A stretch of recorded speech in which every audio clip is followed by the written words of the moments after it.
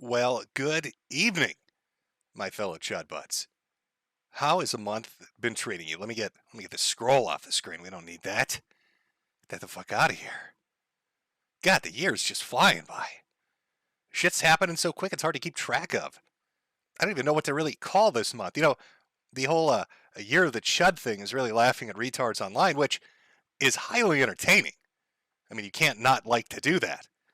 But the world's got to get so fucking serious on us with its World War III and its recession and all the other shit going on. You just can't let us have our little corner of the internet to laugh at stupid people and have a good time. It's got to be all dark, be all grimdark, go Warhammer 40K on our asses. So I'll have to talk a little bit about that today. On the off chance that like tomorrow we get wiped out in some nuclear apocalypse because two countries I don't give a about are throwing fists at each other. I'm sorry, I don't care about international politics.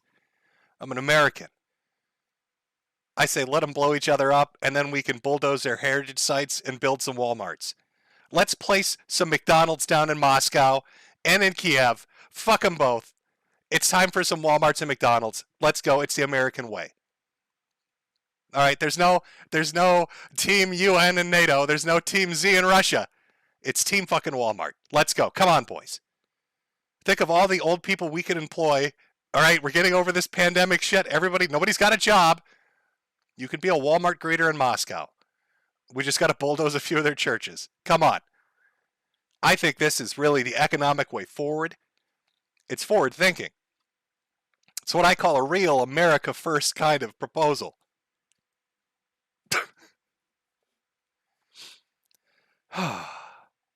Well, at least we made it to the end of September. Will we make it till December? I don't know. Will I personally make it to December? I don't know. Will all of you? Probably not either. It's nuclear bright. That's the bright future that's ahead of us. Fun times. How's the month been treating you, chat? How have things been going? Oh, gotta have a little bit of my soda there. I know, what's the new term to refer to that shit? Goislop? Delicious.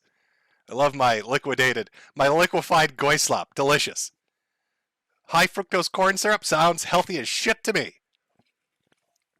You know, I had a real Pepsi. I drink Pepsi, by the way. I had a real Pepsi recently with the sugar in it. Wow, was that awful.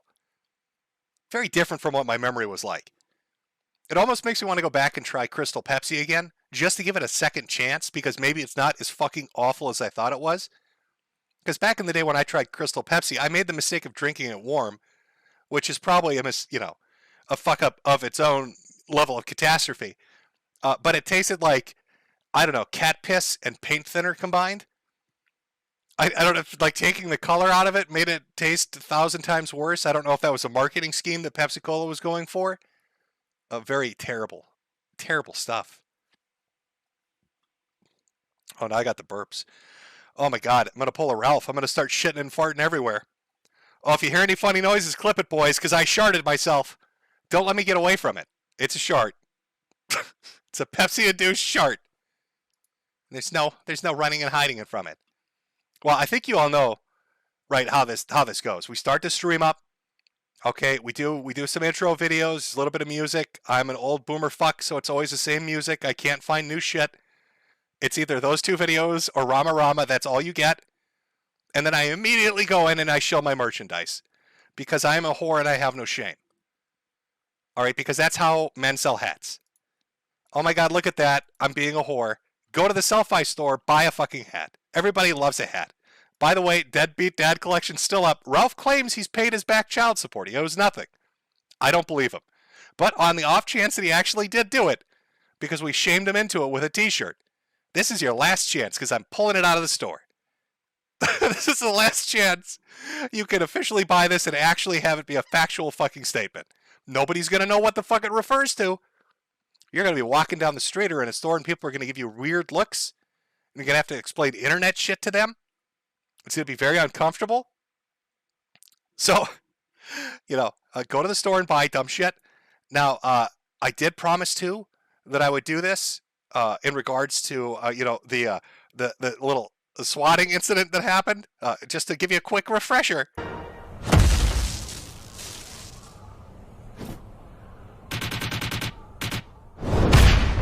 because we have every county deputy here right now. We have 15. I'm serious. We have 15 deputies. We have fire. We have M-Health. We have ambulances. We have everybody here. Everybody's here. I was like, oh, I'll do like a cute little fucking hat or a T-shirt or something related to, getting swatted. And I did. So, I don't know. I'll leave it up for like a month. There's the Swatty Squad shit. Their hats and a T-shirt. There you go. I actually did it. I got off my lazy Irish ass and I did it. And it's sitting there. By the way, I love the model they chose for this. Very Eastern European. She probably can't speak the language. Doesn't know what she's wearing. Very confused. It makes me want to just, come up with designs that say horrific things to get people to model them. Because they have no say over it. They've signed away their image rights to this store. So like they can't say no. They're like beholden to Selfie that they can't say no. I could make that fucking hat say anything I want. I could make her say horrendous things. Just horrendous things. And it looks completely natural and real and there's nothing she can do about it.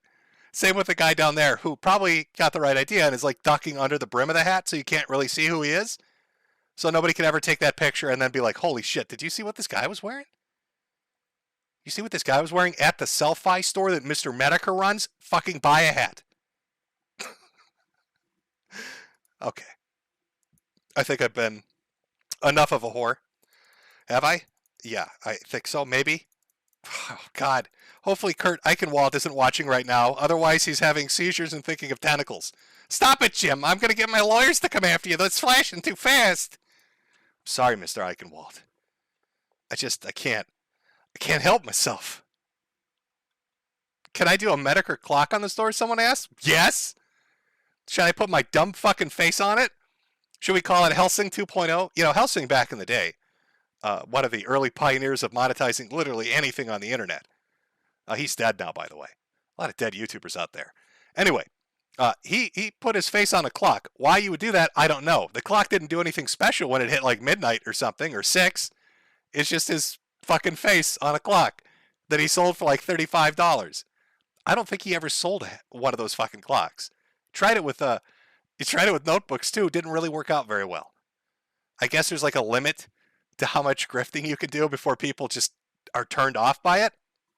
But you, of course, my audience, you don't have that limit. That's why you're going to go to the store and buy many hats. Because I have no shame.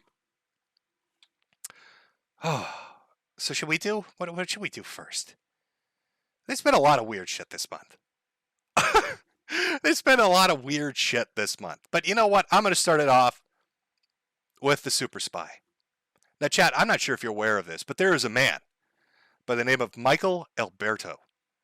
He's also known online as Zanny Berries, who's deep undercover right now in America First. Now, I wasn't aware of this until recently when he finally started telling people this on Discord. But apparently he's been deep undercover in the movement, gathering data on everyone. And they are completely oblivious to this. Michael Alberto is the inside man. And he runs one of the most dedicated AHOG accounts there is on social media to fuck with Nick Fuentes and Ethan Ralph. He is a fucking super spy. Now, recently, I think a little retaliation's going on, a little tit for tat, a little mafiosa action, because Mr. Alberto sadly had his account suspended. It's gone. Rip in peace. Saddened ain't on, I guess, was the Twitter account he was using. It's gone. It's up, poof, into the sky. What took Michael Alberto out? He's so good at being undercover when it comes to fucking with America First. Well, he thinks, if I had to guess what caused the account to go down, it was probably for interacting closely with Nick's new account. I don't know, lasted from June to basically October. I don't think so. You see, Michael's been tasked with something from the Grand Master, Nick Fuentes himself. To give you a little idea of what's going on, let's have Ethan Ralph explain it. What the sacred task that's been given to Michael Alberto, who they're still unaware is deep undercover, what that task that's been given to him is. Fuentes has discovered that Michael Alberto is operating the Zannyberries account in an effort to A-log Ralph. In a surprise twist, Nick has given Alberto the go-ahead to make a documentary on what a fat fuck-up Ralph is. Well, you know, that fat fuck-up is just absolutely...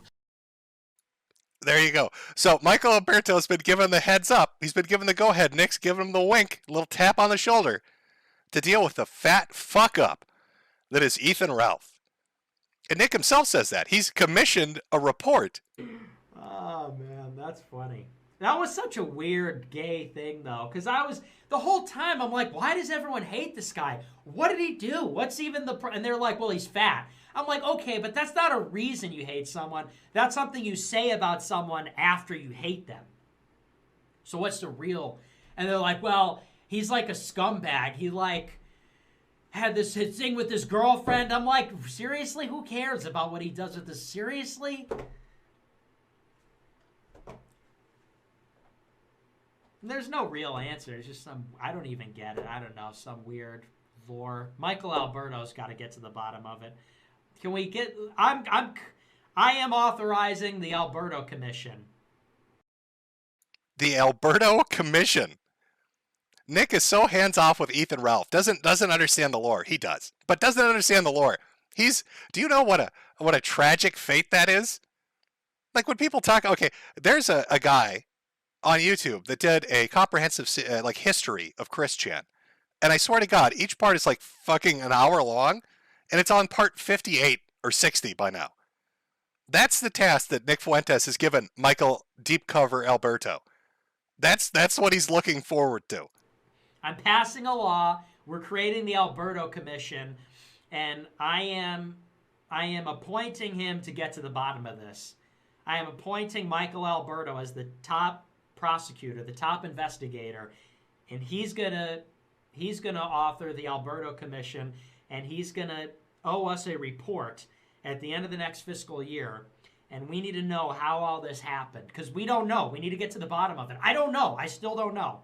I don't know the lore. I don't know the drama. I don't know how all this happened. They were all friends at one point. Now they all are obsessed with Ralph and hate him. I don't know how that happened. I'm a Zoomer. So I'm appointing Alberto to lead a commission to investigate and deliver a final report and a decisive judgment on explaining what happened here. Because a decisive report, a commission. Michael Alberto, Deep Cover Michael's now got to go and put this together for Nick. And then mysteriously, after Nick talks about this, what happens? Banned. You want to know why Michael was banned? Because Michael was asking the tough questions. Did that man eat poop on film? Yes, he did. Did he like the taste of it? Yes, he fucking did. Was he sniffering and slobbering all over his hoofs like a pig in heat? Yes, he was. Tasty shit.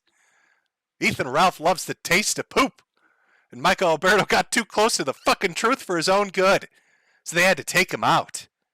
Because you can't have Michael Alberto, Deep Cover Michael Alberto, telling the folks on Cozy what a shit-loving motherfucker Ethan Ralph is. So they kneecapped him. They took him out in the beginning. It's fucking tragic. It's like having a horse head in your bed. You know, it's a message from the mafia. Hey, you're getting too close to the truth here. You can't be telling people this guy likes the taste of human shit, which he does. He finds it delicious. I know you're watching, Ralph. I know your audience is watching right now. And you ate that shit like a fat kid at a cake factory. It was the tastiest fucking thing you've ever seen. Your thumbs were going hyperspeed. You were moving your hands around so fast I thought you were a fucking Power Ranger. I was waiting for you to transform or something, motherfucker. There's some dinosaurs and shit coming in from the windows, Ralph. Those thumbs were moving so fast. We all know you liked it. You liked the taste of it. You can't deny it. You put the video up for everybody to see. That's how you got the conviction. We've seen the tape. And so did Mr. Michael Alberto, who's putting that commission together. Now, will the video be any good? I have no idea. Will Michael Alberto deliver? I have no idea. All I know is he is deep fucking cover right now. So, folks, if you can, please don't blow his cover in America First and let any of the people in America First know that Michael Alberto is Zanny Berries. Okay, they thought it was Dame Pesos, but turns out Dame Pesos was just in hiding for a few years, working on his grand TYT video that now he's released, so he's back. So it only leaves one other suspect. Michael Alberto is Zanny Berries, running that account. We all fucking know it. It's out there for the world to see. Got too close to the truth on the poop eating and had to take him out. Couldn't have him running his mouth. What a life, Michael. What are you like? Are you really going to do like a Gino? Is it Gino Samuel? I saw some people in chat saying that. I'm guessing that's the guy that did the Chris Chan video. Is that you going to do a 60-part fucking video series? That's arduous. Like doing a 2-hour long video makes you want to eat a bullet. I don't know how you're going to make it to part 60. I don't know how Gino does it, to be honest with you. Like I've watched all of it because I have no life. I what can I say? I've watched 60 hours of a Chris Chan documentary. What the hell happened to me? But I watched it. I bet a lot of people out there watched it as well. It was fairly well done. But I don't know if I could sit through 60 hours of Ralph. I mean, I have more first-person experience with that shit. It's not like I was hanging out with Chris Chan. Not like I was watching Chris Chan meltdown. I saw that with Ralph, though. So could I stand 60 hours of it? I don't know. Probably not. Oh, deep cover Mike. Out there trying to save the world one poop eater at a time. Doing his best. Oh, do we have to... Oh, should we talk about super serious things? Or, you know what? Actually, somebody super chatted something. Rather large donation, too, from JS. And I saw the person he was donating about, so I'm just going to read it now. So the person that it's about can respond because they're in the chat, too. So JS asked this earlier. I don't know the answer to it. Got stuck at the Tampa VA hospital because of the hurricane. Flying back home to Arizona today during your stream. Can you ask Evil Bunny if he's the same Evil Bunny from Tim's Harmful Opinion streams? Shout out to the archive channel. Thanks for the streams. Hope you feel better, Jim. And I did see Evil Bunny in here earlier.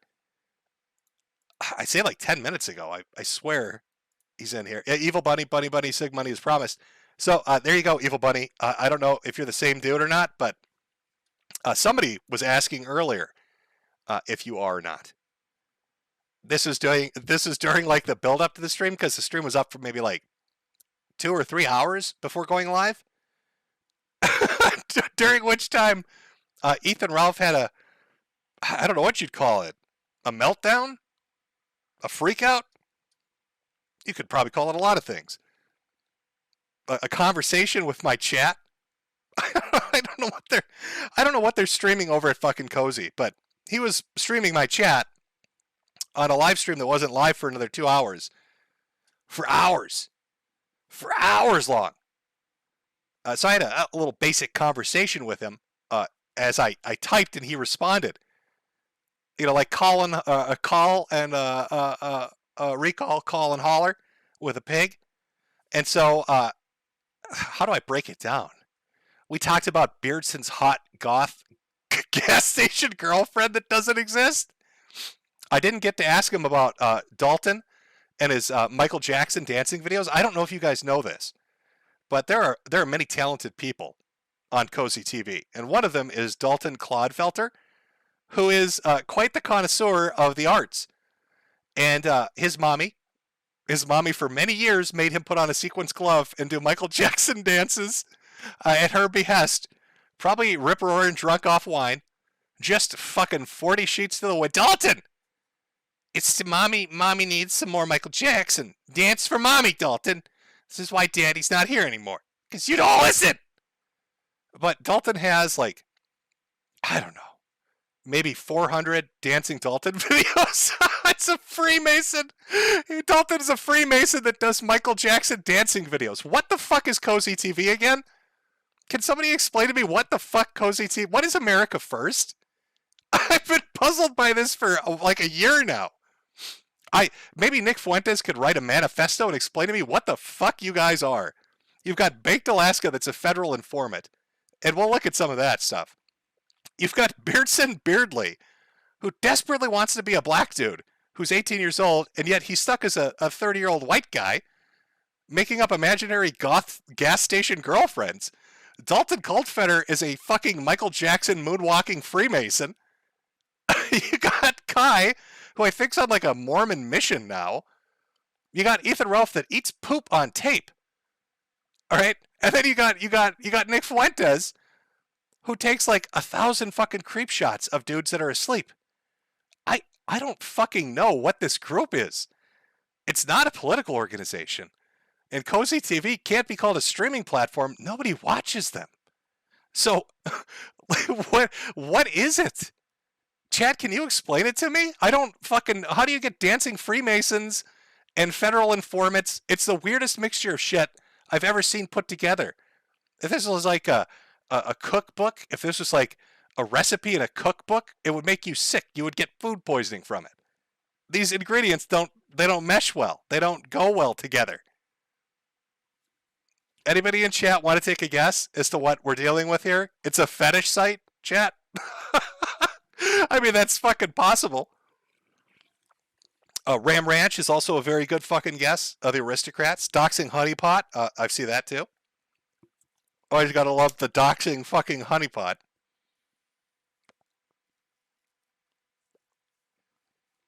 I like that. Not a cookbook. It's a cuckbook. That's it's good. That works for me. GlowTube, that also works. I think that's good. iTube, but IPTube, but gayer and dumber. That's a hard order, but maybe. Group therapy. I don't know. I don't know. I'm fucking baffled by it. I don't know. I don't get it. You know, I tried asking Ralph when he was seething at me earlier as he stared at a blank screen because there's no stream going on. What the fuck they are? You know, as I'm asking like a question, like, can you explain it to me, Ralph? Like, what the deal is? Like, Nick Fuentes tells people that it's like an incel movement, and yet it's made up of a bunch of 30 and 40-year-olds that are divorced or married. That seems like, is that a scam? Are we talking like grifting? Is that what that is? I know that word grifting gets thrown out there a lot, by the way. You know, the irony, not lost on me, by my hats. Okay. But to sell yourself as an incel movement when everybody's a 30 or 40-year-old dad that's divorced or married seems a little fucked up to me, especially when you find out half of them are like dancing Daltons. Like it's he dances to Michael Jackson. What the fuck is going on over there?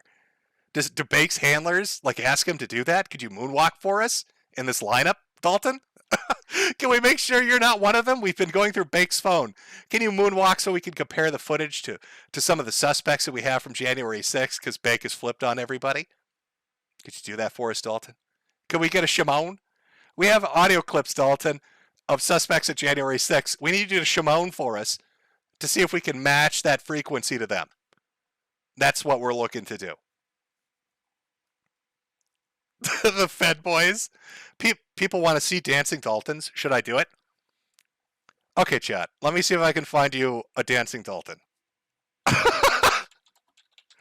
Oh my god. Hold on.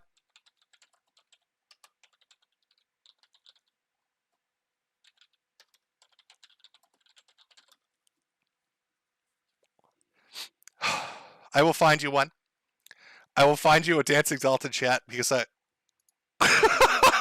there's a lot of dancing Daltons to go through, so hold on. Okay, let's find a good dancing Dalton here. There are like 84 fucking channels of dancing Daltons, so there we go.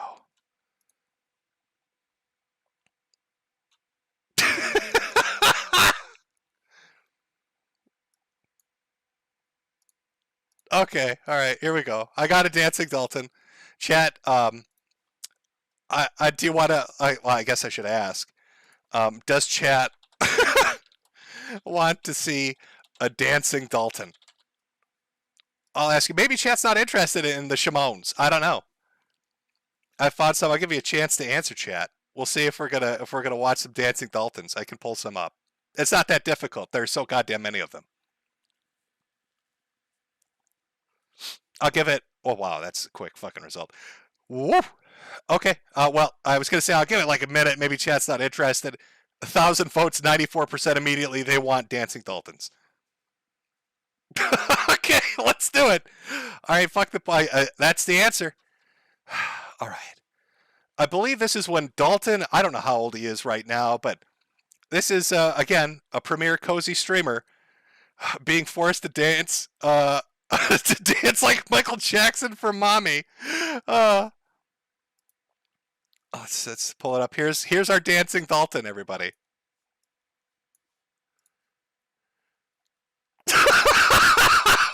Welcome to Cozy TV.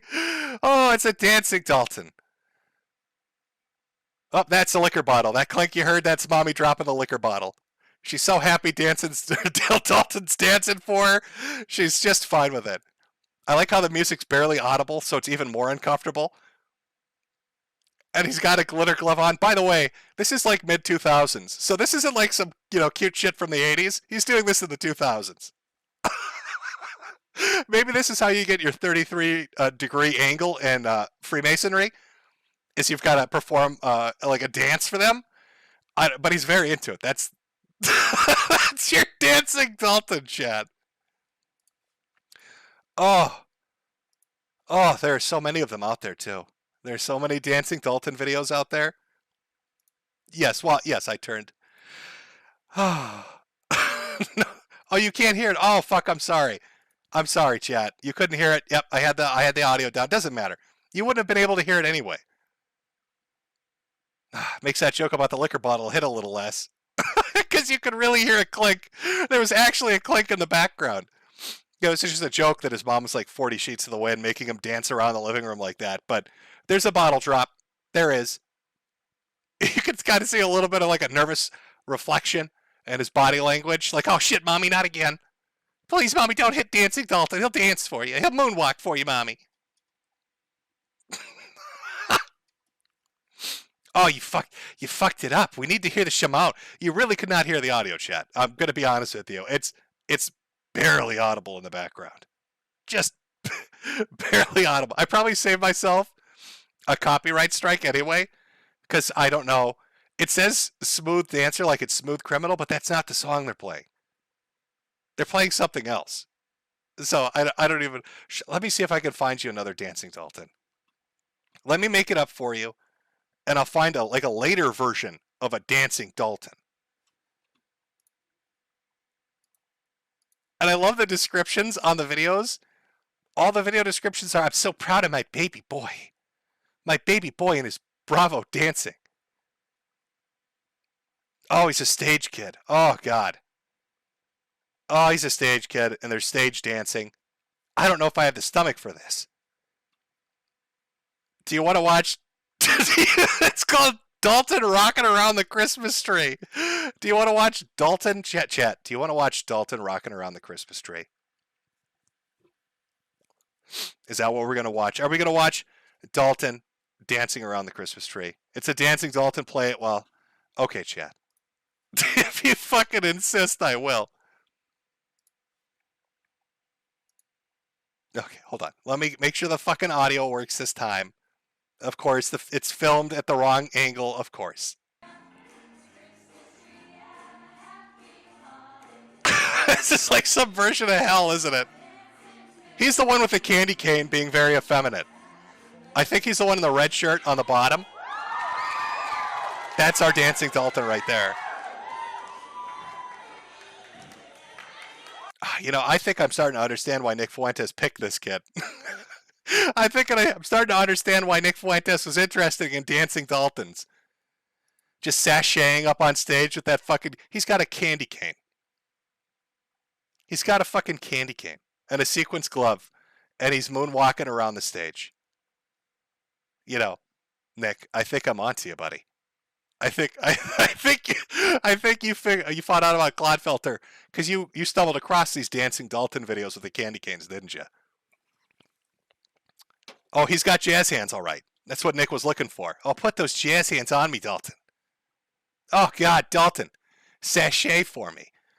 Dance for me, Dalton. Dance for me like you danced for Mommy.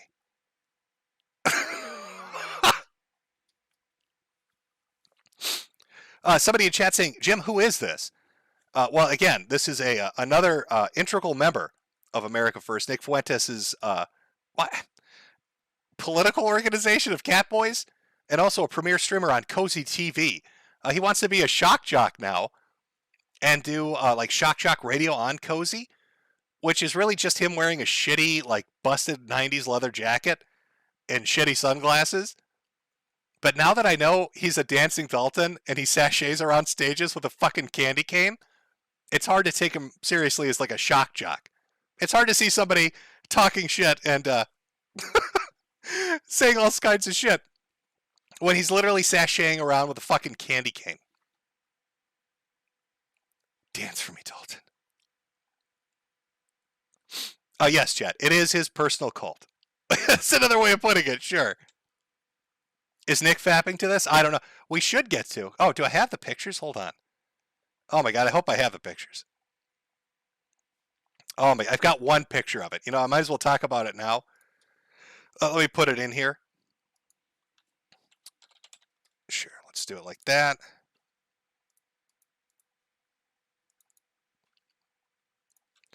So, Jaden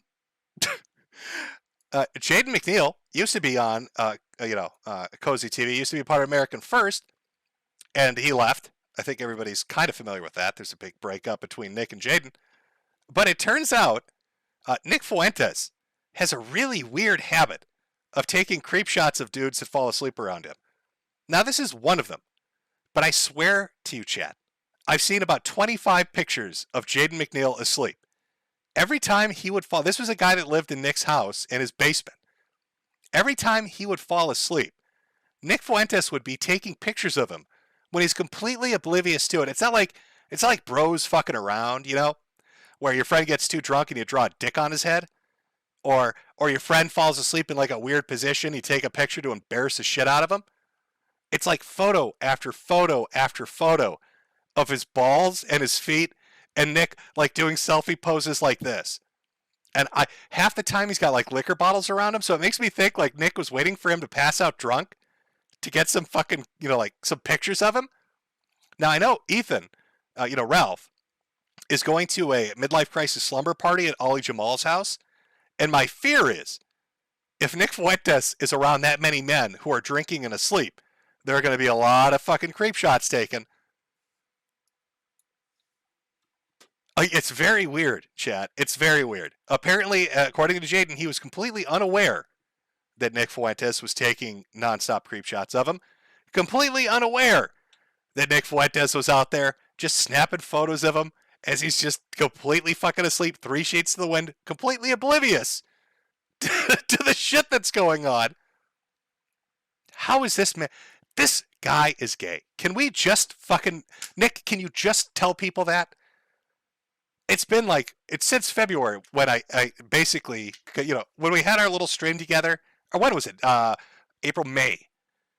It's been like 6 months. Fuck it. It's been like half a year. Just admit you're gay.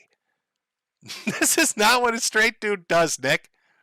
You're taking pictures of Jaden McNeil asleep for fat material. That's what that is. It's some weird ass fat material. You're getting your nuts off to this. This is your jolly seeking behavior, Nick. Dudes don't do this with other dudes. This isn't normal. All right. The reason this is like a creep shot thing. This is like a dude trying to get a picture of something he thinks is hot when he thinks he can get away with it. And in your case, that thing is Jaden McNeil, who's completely helpless and asleep. And you did it like 100 times. And then you posted it online like it was an own, which is really fucking weird. Like, how does that own Jaden, by the way, Nick? When you're taking like pictures of a dude that's completely asleep or passed out, how are you owning him? It just makes you look like a fucking creep. It makes you look unhinged. It's unhinged behavior. Like, oh, look at this motherfucker. He goes to sleep. I've got proof, 184 photos saved on my phone. There's nothing gay about that. There's nothing weird about that. Nick's been having a little bit of a tough time lately. A little bit of a hard time. It's understandable. I don't know if chat's sympathetic or not, but it's not just Jaden that's broken his heart. Nick's been fucked up about that for like half a year. But Destiny did too.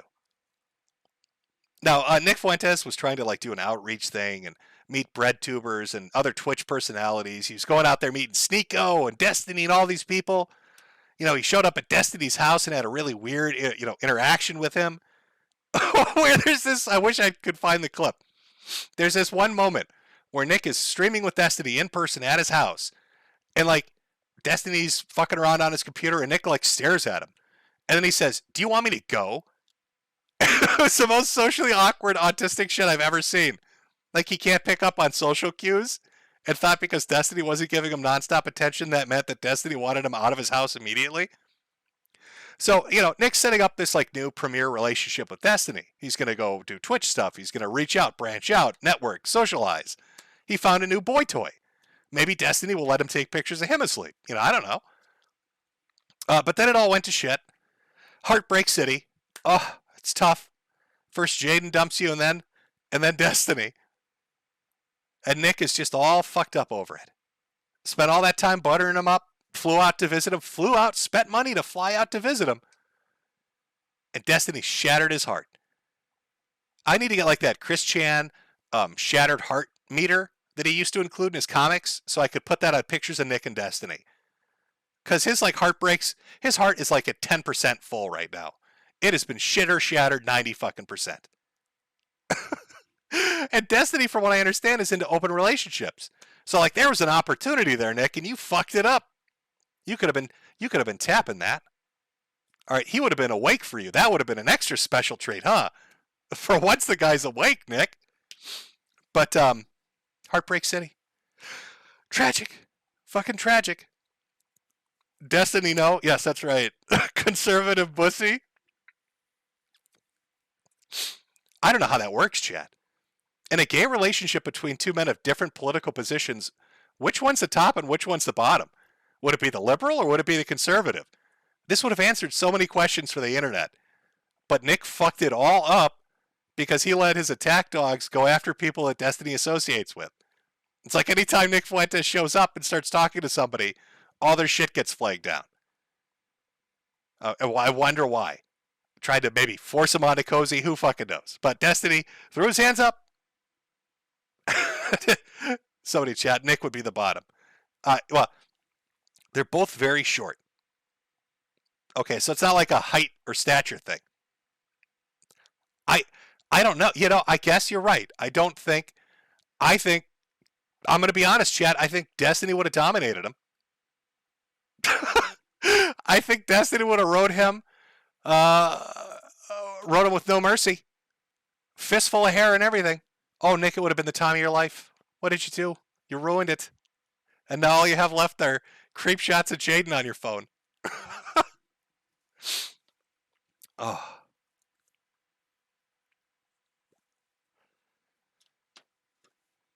Sad. Extremely sussy, very sussy. It's very... You want me to do a poll? What would the poll question be on this? I guess who would dominate? Okay, chat. I mean, that's fine. We can do a poll. All right, there's your poll, chat. Who would dominate? Would it be Nick or Destiny? Again, personally, looking at it, I'm throwing my money out there. I'm saying Destiny. If I had to put money on it, if I had to really, like, you press me on this, it's Destiny. But I'll give you a minute. I'll let you feel it out a little bit. Think about it.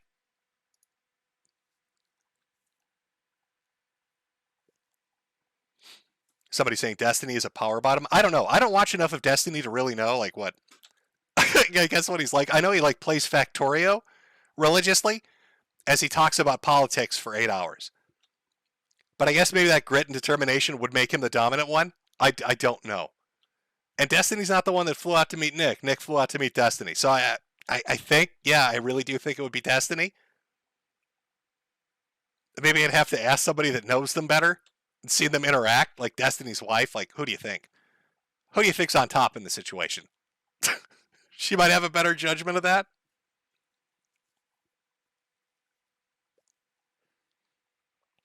Somebody saying, wait, is Destiny gay for real? No, from what I understand, he's bi. Or open. I don't know. That's not even a joke. That's just what I've heard. I think that's true. So I think like Nick saw this as like an inroad. Like, oh, here's a friendly, safe liberal that's open sexually that won't like feel embarrassed to watch. What's that? The trans show that Nick watches, Euphoria or something. He'll watch Euphoria with me. He'll let me take pictures of him when he's awake. This is like a dream come true.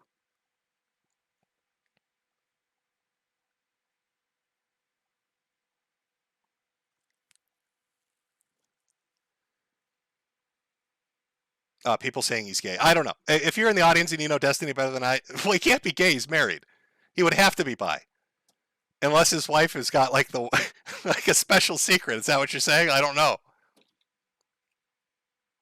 Is it Euphoria? I'm pretty sure it's Euphoria. Yes, it's Euphoria. Thank you, chat. Chat's got my back. All right, let me. I've got a few big donations. Let me actually read these. Loser in a suit for 100. The future is bright. Nuclear fusion bright. We got one from Frostback. Thanks for the years of laughs at Speds, Feds, and people off their meds. Have some smokes on me, Jimbo. Well, thank you. Thank you. I will have some smokes on you. As we solve the mystery of who's the top, Destiny or Nick.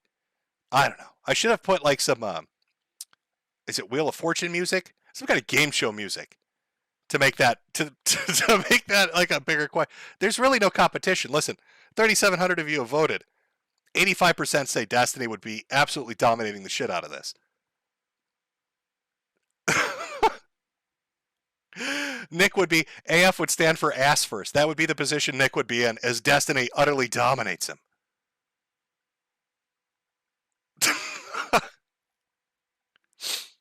Okay, let's end the poll. Let's end that poll. Get this picture off screen. It is weird, though. In all seriousness, again, I think Ralph is stream sniping this, probably with Bibble putting people to sleep. So muzzle him for a minute, Ralph, so your audience wakes up. And be sure to tell Nick this is creepy as fuck, and it's weird. And there's no explanation he has on Earth that doesn't make it weird as creepy and fuck. You know, like, there's nothing he can say that's going to make people be like, oh, yeah, that's normal. It's not. I'm telling you, motherfucker, when you go to your little girl's slumber party, your midlife crisis slumber party at Ollie Jamal's house, sleep with one eye open. Otherwise, like a year from now, Ralph, they're going to be creep shots at you with your legs spread apart. And Nick just down in there taking selfies left and right. And you don't want that. You don't want that. It's clearly fucked Jaden up. It's clearly fucked his head up. You don't want that, okay? It's not something you're interested in. Oh. Speaking of sad news, because we're moving off the breakup of Destiny and Nick here. Can I get a P for piss on the grave? Stadia's gone? Oh God. Oh, not my Stadia. Not the future of video games. Not the platform where I have to pay a monthly fee and buy a digital copy of a game, neither of which, give me ownership of shit. Where I'm really just renting a controller to get fucked out of money every month. Oh no, not Stadia. Please God, no. Not my glorious fucking Stadia. Can somebody explain to me what Google thought they were fucking doing with this? You know, when I first heard the announcement for Stadia, and they were like, oh, we're going to come out with this digital platform. It's going to be like the Netflix of gaming. Everybody keeps saying that. Oh, we're going to create the Netflix of gaming. It's not. If this was a Netflix of gaming, it'd be like Xbox Game Pass. Or you pay, what, $10 a month and you can play whatever the fuck you want? Instead with this, if you wanted to play the games, you had to pay the subscription and then buy the game to have a copy of it, which you didn't own. And now Google is shutting down the fucking entire platform. Once again, it's another Google fucking product that you put money into and you invest in. And it exists for a year to a year and a half, maybe 2 years. And then it's fucking dead and it's gone and it's buried. You know, I really love the modern current trend in gaming of getting fucked in my ass. I've really truly enjoyed the last this generation in particular.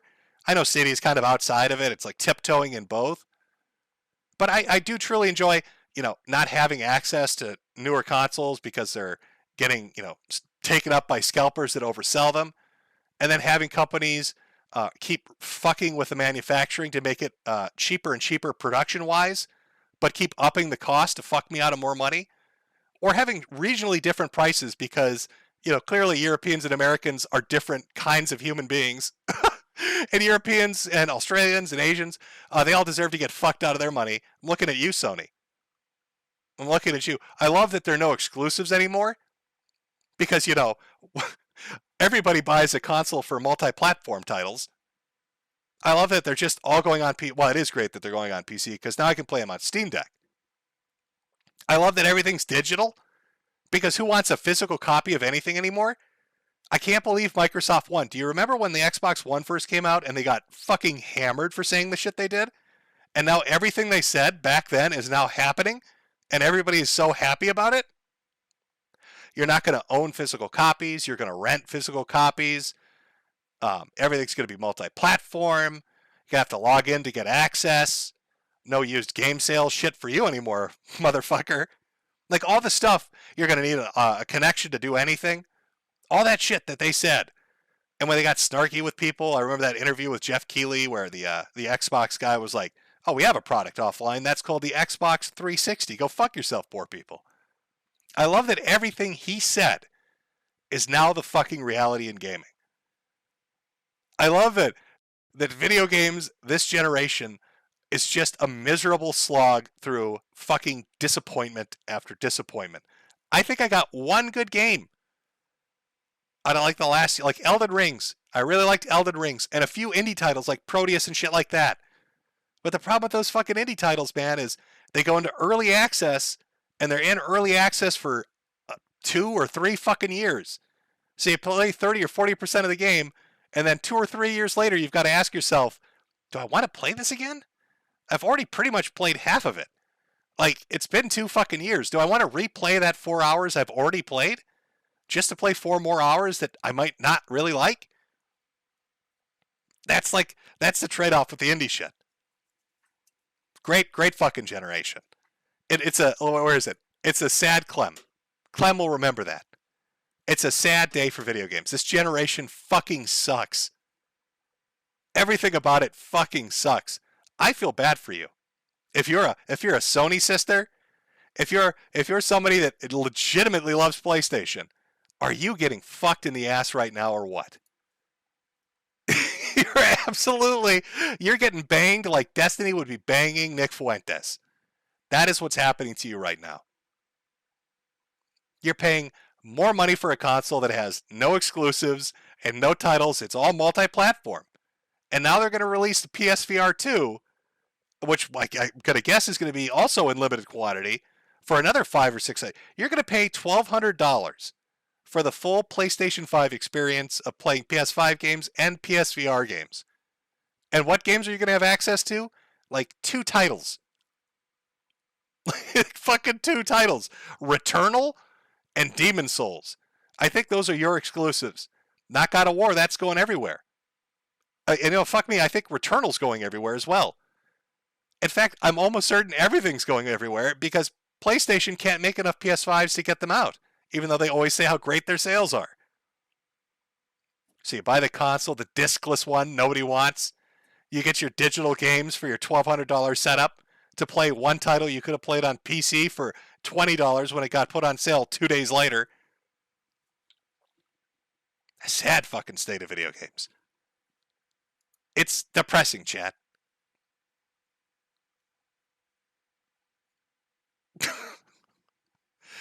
Yeah, no. Somebody in chat, is Returnal going? Yeah, I'm absolutely certain I've seen an article saying Returnal is actually going to go on PC. I wouldn't fucking doubt it. Oh, if Bloodborne comes out, the shitstorm that's going to cause. They do a remaster of Bloodborne and they put that on PC too. I don't know what you're going to do. Burn your PlayStation, throw it out a fucking window? Just give up and get a PC?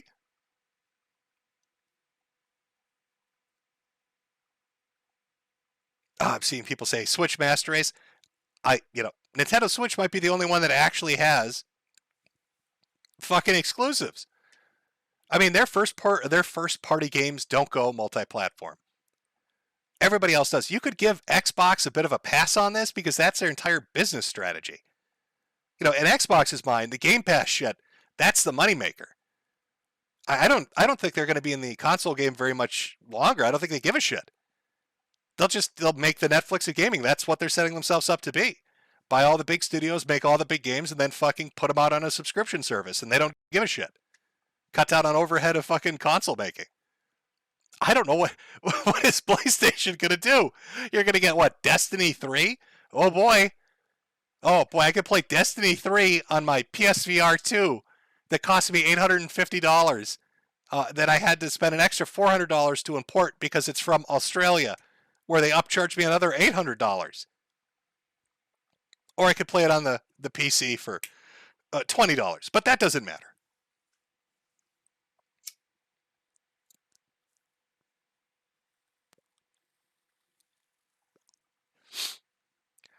I am caught up on the exclusives because what is the other what appeal exactly is there for the hardware if there's not exclusives for it? If you don't have a good library to go with it, what's the point of getting the console? I mean, it has to have something unique to offer. If it's just multi-platform, anybody can do that. If there's not a specific exclusive, you're fucked. There's nothing for you. Last of Us Part 3? I don't think so, friend. Well, we've got pirates in chat. I understand. Yes, I understand. The concept of paying by itself would make you laugh. Yes, at this point. Switch is a true goat? Maybe. Oh, yes, I did play the Telltale games. I did play this, and I played, what's the other one? Wolf Among Us? I think that's the name of it. I thought it was good. I liked The Wolf Among Us. I thought they were going to do like a season 2 of that. I don't even know if they're doing that anymore. Does that company even exist anymore? Or is it fucking dead? Oh, I don't know.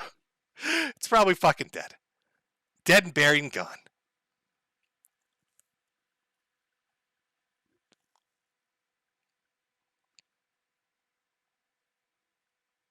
Metokur box, yeah, there we go.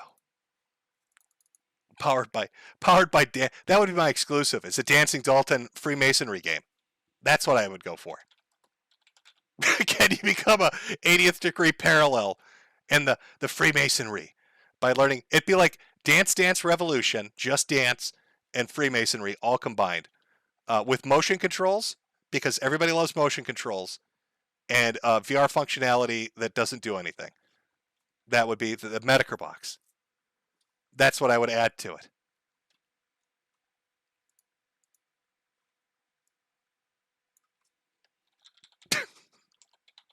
Fucking terrible.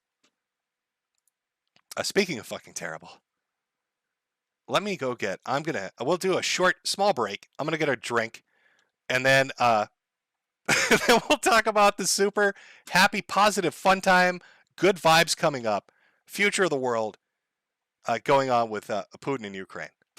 Why do we do that? Because we're going to have to talk about it for a few minutes. Because it's unavoidable. It's unavoidable. For all I know, there are nukes flying right now during this stream, and the EMP has knocked out the entire audience, and I'm just talking to myself. I don't fucking know. So let's do a quick 5-minute break. Grab yourself a drink. We'll come back with the positively riveting and uplifting story of World War III. Who doesn't love that?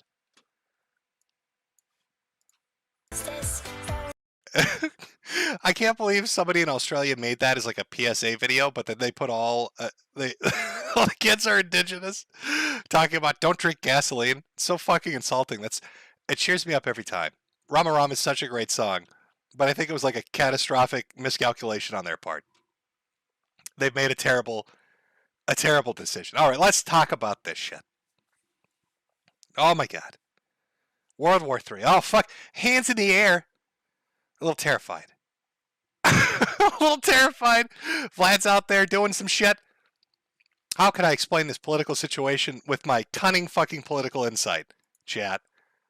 Oh look, it's a map somebody else made because I'm fucking too lazy to do this. So like there are these oblasts that are like states, and Putin decided I want those.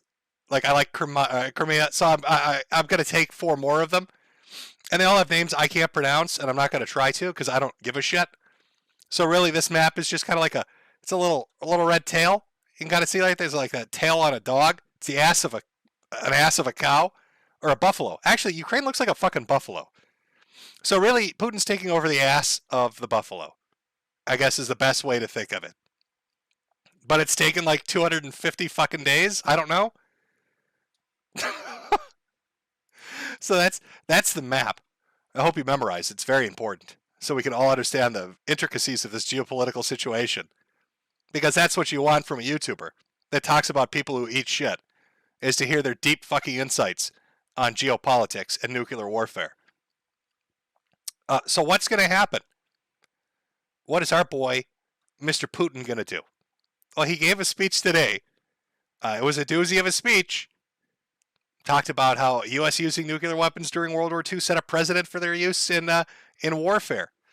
Talked about how these 4 oblasts, these territories, were now his, and he'd defend them with any means necessary, meaning nuclear weapons. Talked about how he doesn't like Ukraine very much. I don't know if maybe you don't know that. Not a big fan. A little angry at Zelensky and everybody over there.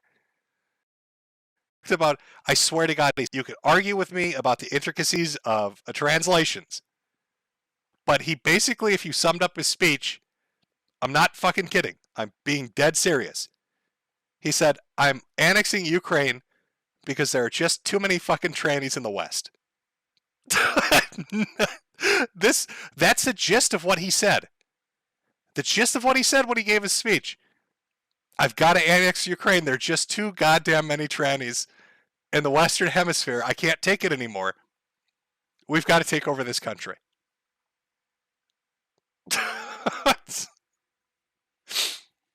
Oh, like I get the feeling, you know how people would always say like, oh, the U.S. government officials will like secretly post on the pull board on 4chan, you know, like Fed posting. Oh, that's the FBI agent. That's the CIA agent. I think Putin browses 4chan, and I swear to God, I think they've gotten into his fucking head, and I think a lot of the polls memes are now like floating around in there. And I wouldn't be surprised if Putin gives a speech like a week or 2 weeks or a month from now, where he talks about how, Russian troops don't need night vision because their enemies glow in the dark, as like a wink or a nod. You get me? Like I feel like shitposting and memery have somehow breached the barrier once again into reality, and is now heading us on a course to total apocalyptic nuclear hellfire. There's no way to escape it. If I have to, like, what is that history book going to look like? It doesn't matter who wins. What is that fucking history book going to look like? You know, when they're sitting there and they're talking about the world wars. Oh, Archduke Franz Ferdinand and economic issues, the Treaty of Versailles. Teacher, what about World War III?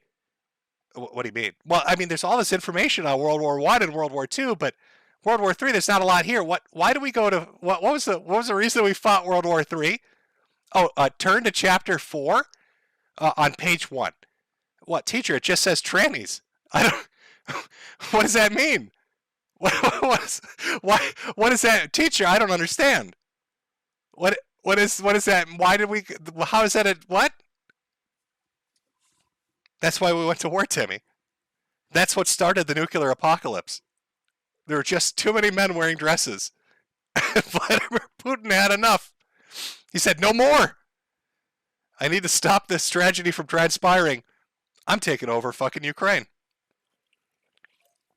He said, I've had enough. It's game over. This is fucking Putin talking, motherfucker.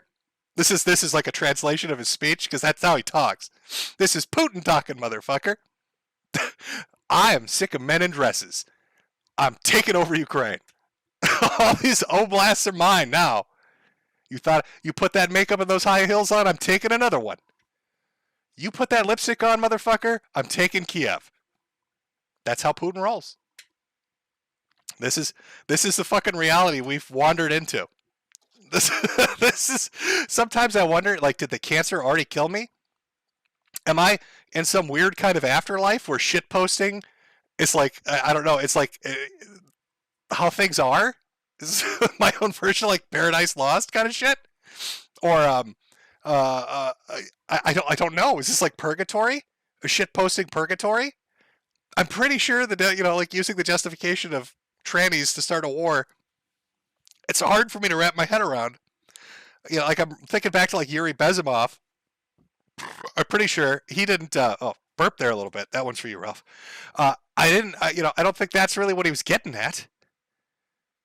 But that's why you're gonna die, chat. I know you come to me for the deep cuts, for that political insight that you can't get anywhere else. Really deep YouTube thoughts, big thinking thoughts. There you go. You're gonna die in a nuclear hellfire because too many dudes are wearing dresses. That's. I want you to tell people that. When you hear the sirens going off and your neighbors are screaming in the streets and they're running around, I literally want you to grab them and tell them that. I want that to be the last thought in their head. Just because it's funny. I don't know, like, even if it's not true, it's funny. And how confusing would that be? How the emergency broadcast system comes on, people are screaming, Washington, D.C.'s been nuked, Moscow's been nuked, bombs are in the air, everything is going to shit. Your neighbor is running down the street with like a handful of silver and a shotgun trying to find a hole to hide in, and you literally grab him by the shoulder and you say, hey, just so you know, it's trannies. I want that to be the last thought in his head as his bones turn to dust. It's just sheer fucking confusion on his face at that situation.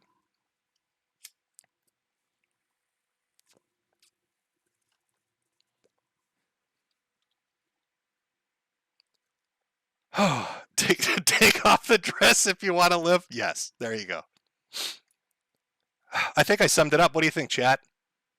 Have I allayed your fears? Have I explained the geopolitics of this big thinking thought shit? I know CNN, MSNBC, Fox News, NPR, all of them have hours and hours of conversation about it. I know there are alternative websites and normal websites that have hours and hours of conversations about it. But Vladimir Putin himself told you straight up, it basically Keffels. Okay, if you want to know, this is because of Keffels. World War III has started because of Keffels. Vladimir Putin had enough of that ratioing shit on Twitter, and he's like, fuck it, where's the red button? That's where we are. Apparently Putin had a Kiwi Farms account. He's very fucking mad about this. And now we get nuclear apocalypse. That's what it is. This is Keffel's fault. We're all going to die in nuclear hellfire because of Keffels. Oh, fucking God. I love Clown World. Now, let me get this. Let me get that. Yeah, let's do a palate cleanser. Oh, this is my go-to palate cleanser. By the way, I have Acer Thorn news for today. But let's do a small palate cleanser because I don't want you shook from the thought of the nuclear apocalypse, right? Let's get that out of our system. We had the big scary talk for 5 minutes with that in-depth political conversation. Let's flush that out of the system with a half-naked crazy man gobbling like a turkey, and then we could talk a little bit of Acer Thorn here. For interventions, they could prove powerful in years to come, while the Senate and other political institutions in the EU.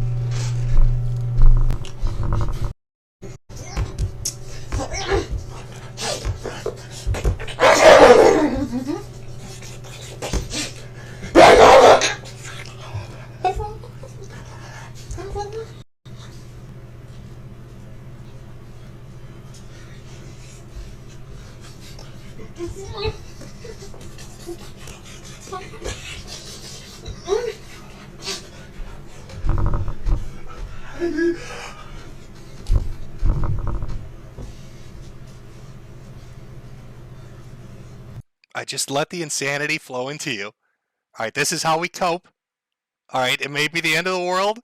Tomorrow, the apocalypse may come. NATO and Russia and China, oh my. It's all very scary. But just center yourself on the thought of an obese, half-naked man wandering around what obviously is a hooker-killing hotspot. I said before, he's buried them in the walls, gobbling like a turkey.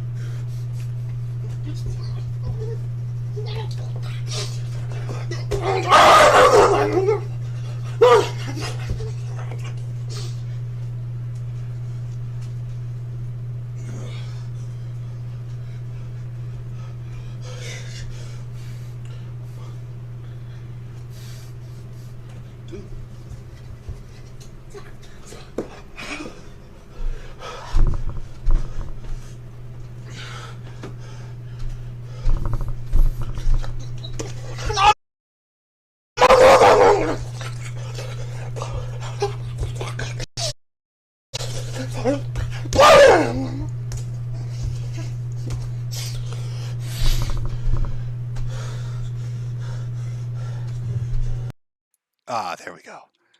Feels better, doesn't it? Oh, I love crazy people. God, it just makes you relax. Watching somebody do something just utterly insane for you can't really puzzle out what the fuck is going on or why they're doing it. It's just pure unbridled fucking insanity. It's just nice and just relaxes you. You watch it and your just brain turns off for a minute. You're like, yeah, I can do this. So Acerthorn. I have an Acerthorn presentation. I was kind of torn on it. Do I want to show the entire turkey stream, which is an hour and a half? It's known as the accidental live stream. Now, I've explained a little bit about the basics of Acerthorn. He sued many people. He's filed many DCM claims or DMCA claims. He brought them all to court and he lost horribly. But that's not the entire story of Acerthorn. He sued like 40 different institutions and individuals, stabbed his father in the face and then sued him for bleeding. I'm not making that up. This motherfucker stabbed somebody and then sued them for getting stabbed, which is insane. And I think the total price tag was like $5 billion. He sued him for like $5 billion for bleeding on him. Like, how dare you bleed on me, Dad, when I stab you in your face? So he sued universities. He sued government officials. He sued so many YouTubers it would make your head spin. And there are court records for all of them, plus the accidental live stream, plus 2 other live streams where he freaked out. I've compiled this, and it keeps getting pushed back. And I want to do an in-depth Acerthorn stream. And while I was compiling this, and I don't know what it is about fat dudes and DMCAs, but right now as we speak, there's another insane fat man on YouTube that's doing the exact same thing. And he's almost as psychotic as Acerthorn. I don't know if it was like a genetics experiment, if somebody's out there like growing these motherfuckers in vats or something, but there's more than one. Now there's a second one doing the same shit, and he looks like he lives in a fucking hooker killing den too. So recently, and I'll get into the Kiwi Farm stuff in a second, but recently I did a stream with Josh from Kiwi Farms over on Odyssey. It's a little rough, Odyssey, on streaming, but they're more lax than they are over here on YouTube. Now, I would stream on, like I've tried different streaming sites like StreamMe, DLive, all these different places. But Odyssey seems, from the, surface, like it's okay. So I've decided to do I don't know what you'd call it, though, because it's not strictly Acerthorn, and I don't want to give away who the other fat idiot is. It's not Ethan Ralph. I know if I say fat guy DMCAing people, you probably think Rage Pig, but it really is a totally different dude. So it's 2 fat guys sue everyone stream that I'm going to do over on Odyssey. So I'm going to make the account, and it's going to be over on Odyssey, and it will be on the 8th of October. So not this Saturday, but next Saturday. And, unlike YouTube, I can leave the streams up, and I'm going to start it probably at like noon, and it's probably going to run about 5 hours. Because we've got to watch the entire stream, go over all the court documents, which are insane, all the supplementary streams talking about how insane Acerthorn is and how the YouTubers won their court cases, and then our second star of the show, who's also fat, insane, and suing everybody for no conceivable fucking reason, because people are laughing at his dumb fucking videos on the internet too. Now, if that works out, I can do like highlight streams on Odyssey and say the stuff that I want to say over there that I can't particularly say over here, and watch the stuff over there that I can't particularly watch over here. It may be disastrous. I don't know. See, unlike Ethan Ralph, I'm not dropping emails from the owner of Odyssey about the magical devil man at yahoo.com or whatever the fuck it was. I'm just looking for a place that I can laugh at fat, stupid people uninterrupted. So that's my Acerthorn solution. 2 fat guys suing everybody. October 8th on Odyssey. I don't know what the channel name's going to be. I think somebody already stole Mr. Metokur from me. So I'll come up with something super funny and original. And then I'll put up a little announcement, and you can watch it at your leisure if you can't catch it live. And hopefully it's not a complete fucking disaster. And if it is, then I guess we just watch it over here instead. I don't know. I'm thinking solutions here, chat. there's so much Acer Thorn shit, and I don't want to have to cut it. Like, I want to be able to talk about it in depth. I want to be able to talk about who stabs their father and sues them, who sues the government. He sent $1. I think it was like $1 or $5. He sent money to a government official with a letter that said, if you don't send this back, you're letting me buy you, right? And then he sued them for not, fulfilling their contract of being bought. Like, he's unhinged. Sues all these people, loses every fucking case. Very litigious. Like, he doesn't have money, but like he was like a legal aid, so he knows how to file stuff. So that's how he was able to keep doing it. As for the second guy, I don't think he's a legal aid. He just likes to sue people, so maybe he's got a little more money to him. But they complement each other so well. No, I wouldn't say internet insanity. It's not like a video. But it'd be like a stream form of that, chat. It'd be like a stream form of internet insanity, yes. In a way, I guess that would be fair to say. Is Ricada going to join me on this? I haven't talked to Nick about it. He might. I think he mostly streams on Rumble now. Nick Ricada got banned recently. Or I should say Nick Ricada's good friend got banned recently off of Twitter. More than likely by the alliance of Keffels and Ethan Ralph and the Groypers, who've been celebrating that Nick Ricada got banned and have been talking about getting him banned. But I don't think it really has much impact on Nick because he still pulls in big numbers on YouTube, even though he's had a bit of issues there. But I do know he streams on Rumble as well, and he does really well over there. But no, I haven't talked to Nick about it. Maybe I can get him to come on to talk about it. I'll probably get sued for doing this stream. I'm sure Nick would get sued for doing this stream.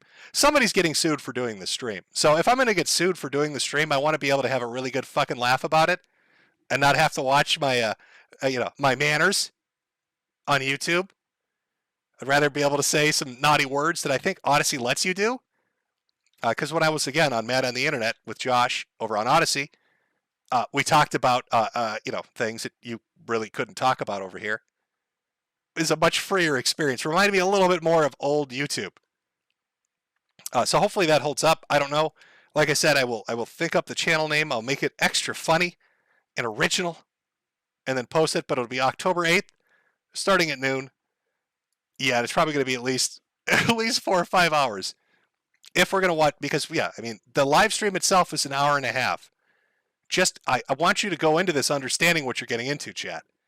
It is a half-naked man who eats raw hot dogs and gobbles like a turkey for an hour and a half. It's pure, unbridled fucking shitbaggery insanity. There's no other explanation for it. He was unaware that he was live streaming himself. This was him normally. He didn't know the camera was on. So this is like this dude. This is him. This is who he really is. He wanders around his hooker killing apartment, gobbling naked and eating raw hot dogs. That's him on his average day. The accidental live stream. That's what that is. An hour and a half of that gold. And I want to mine that shit. Raw dogging it? Yeah. I suppose you could say it. Yeah, and then I've got like the little supplementary streams that the people that he've encountered is dealt with. Like he had a big thing where he liked to threaten people, especially smaller YouTubers. I can give you some of the background. Like smaller YouTubers were getting copyright struck because they were shitting on his video game reviews, and DMCA'd because they were shitting on his video game reviews. And then if they didn't put up with it, he would sue them. And then he eventually did this against a larger channel. And that guy did like a GoFundMe. He got money together, got lawyers, and then basically sued the shit out of Acer Thorn and filed counterclaims and did all this shit legally. And now we're at the point where we can watch him gobble like a turkey for our entertainment, and he can't do anything about it. Except, of course, he thinks if you laugh at him, that constitutes harassment. And harassment is like a threat to his life. And he keeps suing people about that. If you laugh at him, he literally thinks it's like a death threat. And that's the basis on which he's been suing fucking anyone under the sun. So again, I don't know if Nick Ricada wants to jump into that pool with me. If he does, we can do it.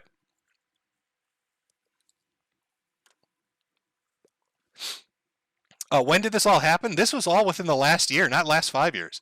Like Acer Thorn has been doing this really heavily for the last year. He might have been suing. The other lawsuits, the the government and the university and that kind of stuff, that is over years. But like all the YouTube shit has really been like hyper condensed into just this last year of when he's really been doing it, when he's really been going, like full tilt, crazy as shit, nutty squirrel kind of shit.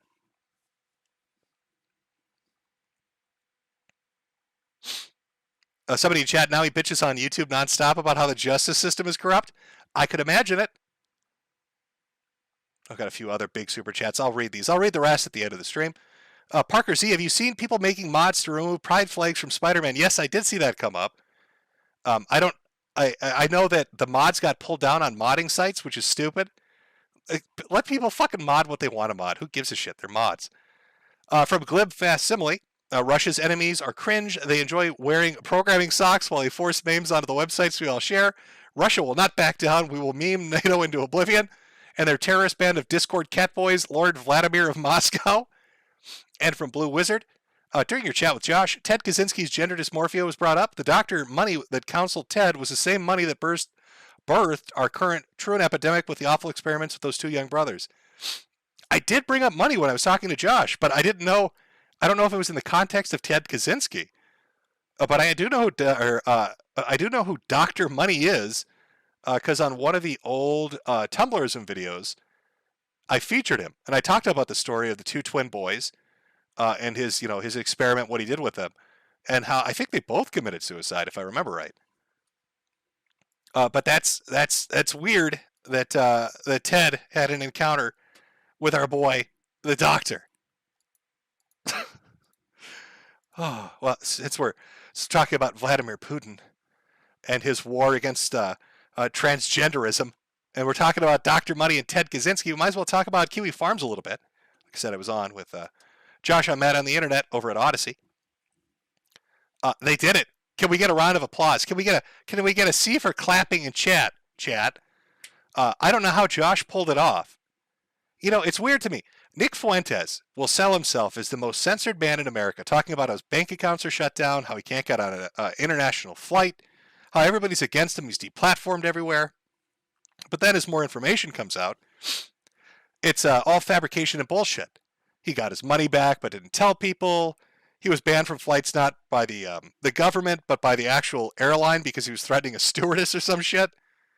It's all just smoke being blown up your ass. Whereas Josh is literally being hunted by governments and Silicon Valley for running his fucking gossip website, which is really what is special about Kiwi Farms? It's the same kind of shit you find on Image Board or Old Fashioned Forum or Encyclopedia Dramatica. They're acting like Kiwi Farms is like a kill factory for people on the internet. That's what's being sold to people. All these deaths and suicides. Oh my God, it's so terrible. So he's getting everything shut down. All those providers, all the people that have anything to do with the website, walking away. Josh is left there all on his own. It looks like he's on the ropes. He's never coming back. And then the website comes back. I don't know how he fucking did it. I don't know what chicanery and magic he used. He's being awfully churlish. But he got that fucking website up and running again. And not just like a Tor variant of it. It's not like just an Onion site. Kiwi Farms is up and running. Get DDoSed all the time. I'm sure he's still working on that. But the point is, he somehow figured it out. All the things Nick Fuentes pretends happened to him have happened to Josh. And yet Josh is having more success getting his shit pulled together than Nick is. Explain that to me. Josh is fighting the world government and all of the transgenders, while Nick Fuentes has a candy cane holding, tap dancing Freemason take creep shots of his friends at sleepovers. Explain that to me. Explain it to me. Explain how that happens. How's Josh having more success, Nick? What the fuck's happening here? Oh, did you see the celebrations? There were some fucking celebrations when they thought that Kiwi Farms was dead, it was killed, it was gone, never coming back. I saw a lot of people out there celebrating it. Oh, this is fantastic. Fuck it. It's gone forever. And yet, here we are. He's fucking resurrected it somehow. He found a way to do it.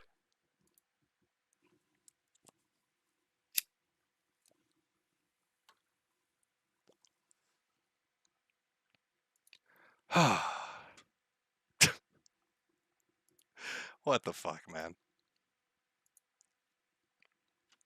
Oh, where was?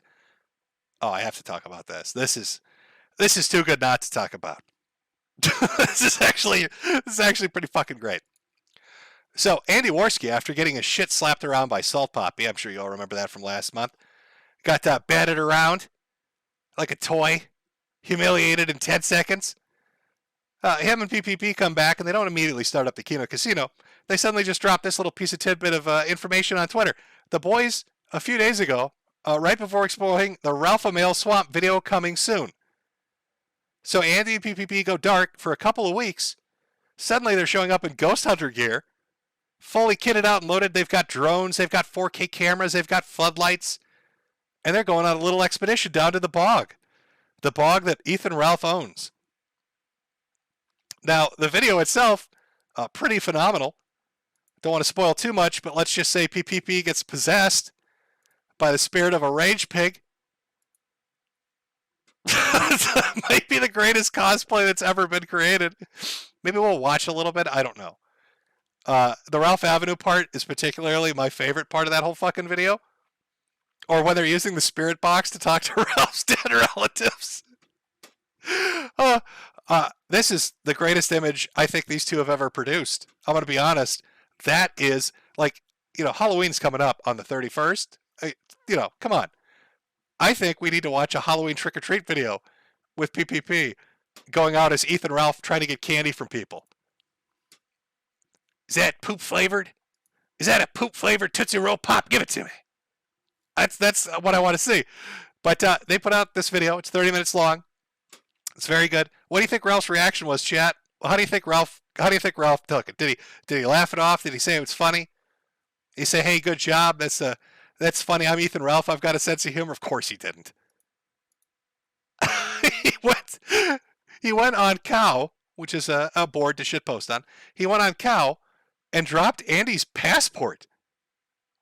There's actual clips of him talking about, "I got a surprise for you, Andy Worski. Oh, I think a surprise is coming up on Cow." Literally the parody that PPP is doing in his video about going down to Ralph's fucking bog. And he gets so mad. What does that even do to somebody? You posted Andy's passport. Wow, you really got him, champ. You really fucked Andy Worski into the dirt. Now people got his passport. Now he's never going to be able to visit your bog again, Ralph. Like, what? I don't understand. How's that scary? How is that a threat?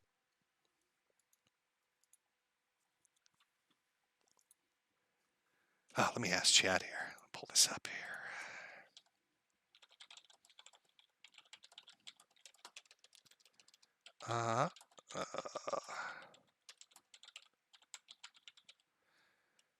There we go. Okay.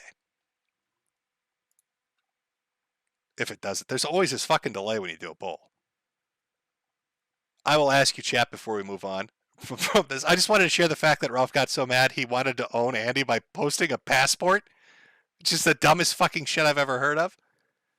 But we can watch some of it. I don't want to spoil all of it. I feel like, they should get the views for it because it's a fucking good video. I liked it. I thought it was a good fucking video. But maybe we'll play like the Ralph Avenue segment of it because it's so fucking great. I'll give Chad a minute. I'll let you think it over, Chad. In this democracy of Jim's chat. God damn, you guys vote quick. All right. 90 to 10. I'd say that's a yes. All right, we'll do that. Try to read the big ones first. Beguile Me for the super chat for 75. Happy fall to my favorite hat salesman. Love selling hats. Let's take a look at. Let me line it up first. Hold on here. I want to play Chapter 3, Ralph's Avenue, because it's perfection. It's so good. All right, hold on, chat. 1 second. Okay, how do I get this off? There we go.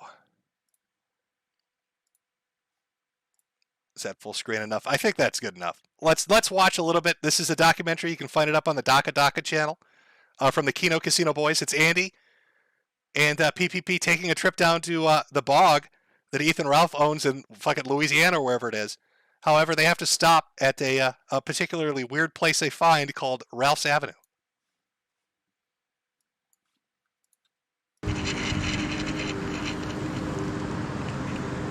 Hey everybody, we're hot on the trail of the Bog Hog conspiracy. We're getting really close. We're here at Ralph Avenue, and it's going to be about an hour drive down this desolate backcountry road to the Ralph Swamp. All around here, you just see like housing projects, weird, dirty gas stations, liquor stores. It's really living up to the name of Ralph Avenue, let me tell you. And it just fucking stinks. Just stinks of fucking dirty whiskey, and you just see like weird white trash junkies around. We better get the fuck out of here. Yeah. Like, guys, just look at this. This is the corner of Ralph Avenue. Spicy coquina chicken hut? Like, how white trash can it get, guys? Like, this is like some shit that you would see in like GTA 5. Like a pre-rendered fake chicken chain. But on Ralph Avenue, seeing is believing, and it's real. It's the coquina chicken hut. Guys, get a load of this one. On Ralph Avenue, the residents are so lazy, so dirty, they've had to incentivize them to wash their clothes by putting a casino in the laundromat. A casino in the laundromat. Only on Ralph Ave. Only on Ralph Ave, guys, only on Ralph Avenue. It's not a gas station, not a petrol station. It's a gas bar. A gas bar. Everything has to be a bar on Ralph Avenue, okay? Only on Ralph Avenue would you see that level of white trash. Look at this. Check this one out, guys. Another only on Ralph Avenue. They're literally so poor here on Ralph Avenue. Gas is $1.57 a gallon. The rest of the country, it starts at $3 a gallon. Here it's half off because they know they've spent all the rest of the money on booze and pills. Only on Ralph Ave. All right, guys, look, we've been driving down Ralph Avenue for half hour, 45 minutes, totally desolate. There's nothing. Then out of nowhere, strip mall. Gaming Gators. Only on Ralph Ave. You're gonna find a Gaming Gators next to a payday loan place. Next to J. Caesar's favorite pizza shop, Little Caesars. Only on fucking Ralph Ave can it get that white trash. All right, guys, so we're on Ralph Ave. And as you can see, the only church on Ralph Ave is Church's Chicken. It's fucking great. Oh, it's a very well done video, chat. Again, you can watch the entirety of it over on Daka Daka's channel. It's like 35 minutes long. They go out into the woods. They contact the dead relatives of Ethan Ralph. But he was not very happy about that. He got a little bit mad. A little bit angry. Ralph has a weird habit of getting very pissed off at people and then doing weird shit. Nick too. And they're both like very stalkerish ex-girlfriend types, like Nick taking creep shots of Jaden and then posting them nonstop everywhere on the internet. Or Ralph literally doing this, which I think it's almost fetishistic in the fact that he's like a glutton for punishment. I don't understand that mentality, but like if you talk shit about him, he has to see it. Even if he blocks you, he has to see it. Now, my good friend, Quarantine Coof, sadly, kicked off of Twitter. Lots of people kicked off of Twitter, started going over to a place called Post. So what does Ralph do? Right? I want to show you how obsessed he is, because this is pretty great. So Graf is the guy that runs Post, one of the admins. On September 9th, Graf decides, because Ethan Ralph is stalking people's Post feeds, which are like Twitter feeds, that he's going to lock the site down, so you have to have an account to see shit. Within 1 day, less than 24 hours, honestly, Dick Masterson has made his own instance over on the Fediverse. So he made his own version of Post, and then within hours of that, Ralph set up an account so he can stalk people. So this dude shuts down people's timelines so Ralph can't read them obsessively, and Ralph has to go out and beg on his hands and hoofs Dick Masterson to make an instance so he can stalk people to get mad at them on the internet. It's just unfucking believable. And then after he does that, right, he makes this instance to go stalk people over on Post. What does he do? He starts blocking everyone. Dick Masterson made an instance with only 2 people that use it. Ethan Ralph and Dick Masterson. And Ralph, as the only user of this thing, has blocked everyone he can from following him. And then he made another post. He made another account, a secret other account, besides this one that he's blocked everyone on, to obsessively stalk them, because everyone lives rent-free in his head. If you had seen the chat earlier, you'd understand what I'm talking about. Remarkable. Absolute sheer fucking insanity. I don't know what it is with Ralph and Nick, but it's really weird ex-girlfriend stalker shit. It's like next level ex-girlfriend stalker shit. Now, speaking of post, let me segue into this. Why not? Oh, look at that! Look at this little Jim. All my friends got executed. All my friends were mercilessly executed on Twitter, and I couldn't shitpost with them in peace anymore. So I moved over to this wonderful website called Post. That's POA.st. POA.st. Part of the Fediverse. You know, I thought, how do I explain what the Fediverse is? Because everybody's got they've got their cute little explanation on it. You know, what's an instance? What's the Fediverse? You know, I had this great little spiel about it. It's like an MMO and all this shit. Easiest way to think of it is like an image board. So the Fediverse would be 4chan, which would be the entirety of the Fediverse, and then every instance, which is user created, would be its own board. So, you know, some boards are like Pol, some are like A, some are like V, and I'm on Post, POA.st, which is a great little instance. If you want to shitpost and say naughty words, they let you do it. And Ethan Ralph can obsessively stalk you over there too, if you want to join in the fun. Now, I know a lot of people are confused. What's that website? How does it work? If I set up a membership, I don't understand instances in Fediverse. Let me tell you, I got something special for you. So this is the account of the guy, one of the guys that runs Post. His name is Graph. And he loves it. He fucking loves it when new users make accounts and then obsessively ask him questions. Now, if you're interested in saying the N-word without repercussions, if you want to know what Twitter's like where you can say the N-word, and you want to make a Post account, be sure to message this guy immediately after doing so. Tweet at him, or post at him, I guess I should say, and ask him innocuous, annoying questions. He fucking loves that. He was just saying earlier today, I hope a bunch of people sign up for this website and then spam the fucking shit out of me with questions that they don't even care about. They don't even give a shit about the answers to. He just wants you to fucking message him. Ask me what an instance is for the 40th time. I need you to do that. Please upload an image that's a terabyte large. My database can handle it. So he's explicitly said, if you join Post, message him immediately and ask him all the questions you have. There are others too, by the way. So Post, POA.st is one. There's chudbuds.lol, which is another one. Shitposters.club, I think. There's quite a few.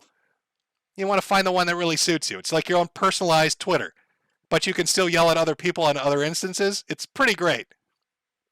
I've been saying the N-word quite a lot. So have my good friends. And I know Graph loves it. In fact, he wants to like spell check that for you. Maybe you're not spelling the N-word right, so you should ask him. After you make your account, you should message him and ask him, am I spelling the N-word right? And then spell it for him a few times in different languages. Really, he's multilingual. He's very talented. As many languages as you could think of. Just ask him. Is this how you say the N-word, Graph? Is this how you spell the N-word? By the way, my image is 1 terabyte large. Is that a good upload size? I made a GIF that's 428 gigabytes. Is that acceptable? It's only 2 seconds long. Does that work?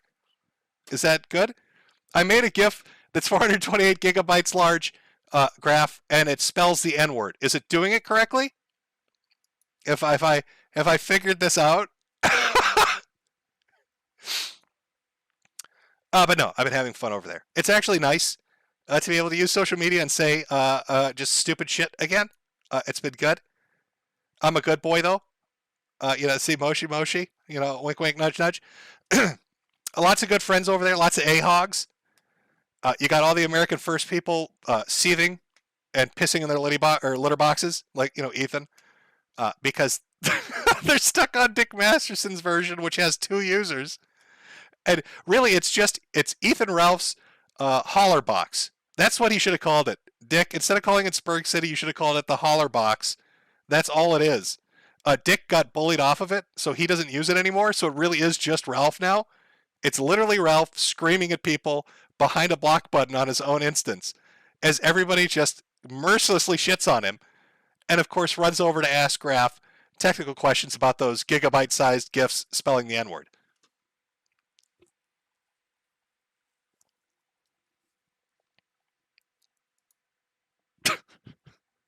Have fun with that, Graf. And the other ones, yeah, again, it's like, I think it's chudbuds.lol, shitposters.club. I don't, there's a lot of them. It'll take you a while to find one that suits you. But if you want to say the N-word, if you want to be an edgy boy, there you go. It's sitting there for you.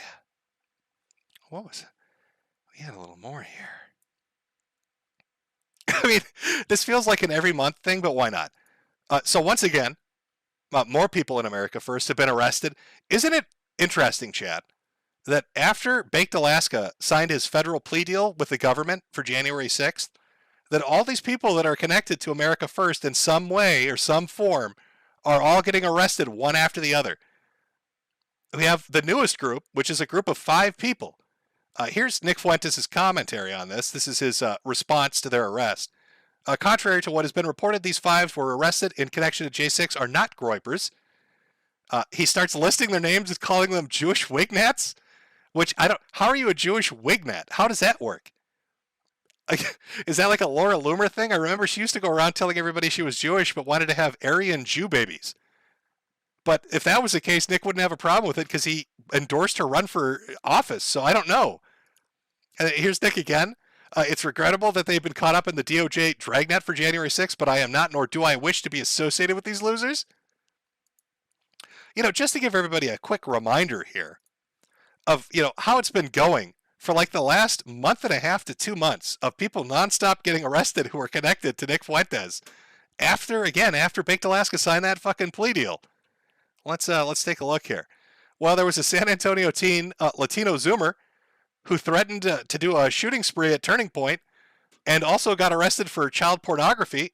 There's that one. Of course, can't forget about that one. There was another guy from Huntington Beach that got arrested. Of course, can't forget about him. And then a group of them all got arrested. So it's really fucking strange to me, chat. When I think about it, what does this all have connection? Well, let's see. What happened? Baked Alaska signs a plea deal, and now all these people are suddenly getting arrested. Really makes you think. Really got the noggin jogging, chat. I'm not sure. I'm not 100% sure what's going on here.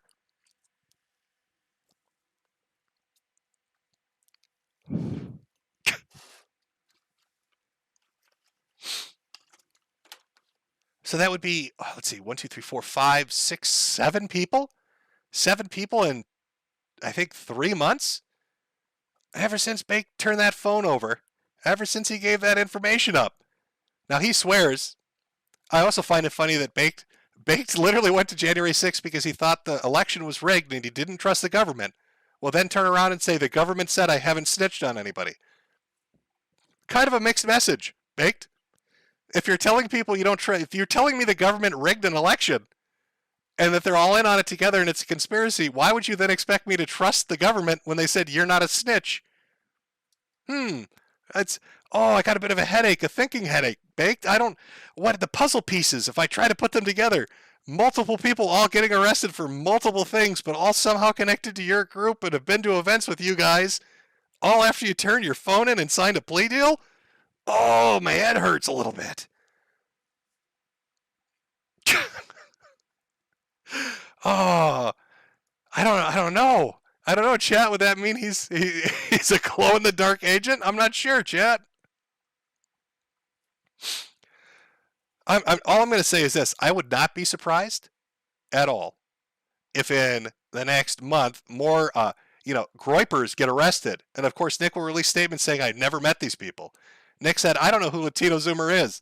And then film and photos of him come out hugging the guy and signing his merchandise and going to events with him. Nick said, I don't know who any of these guys are that got arrested. Then film and video come out of them at all the events. And Nick is defending one of the guys in a Twitter session because of a joke. It seems to happen quite a lot, but Nick disavows them immediately. Bake sends them up the river, and then Nick says he never knew him. I'd be a little. Ralph, here's another hint for that sleepover, that midlife crisis sleepover at Ollie Jamal's house. Check Nick and Baked for wires. Now, I know they like half-naked tickle fights and cum hunting with those black lights. So when they come over, just tell them you're having a half-naked, tickle-inspired cum hunting session so you can get their shirts off to check for wires. Usually that's how the feds do it. They got a wire on them. But now it's like all high-tech, so you got to really look because it might look flesh-colored. So you're going to have to feel them up a little bit, but they'll like that. Trust me, they will. They'll let you do it. They'll let you inspect them. They won't even think they won't even think twice about it.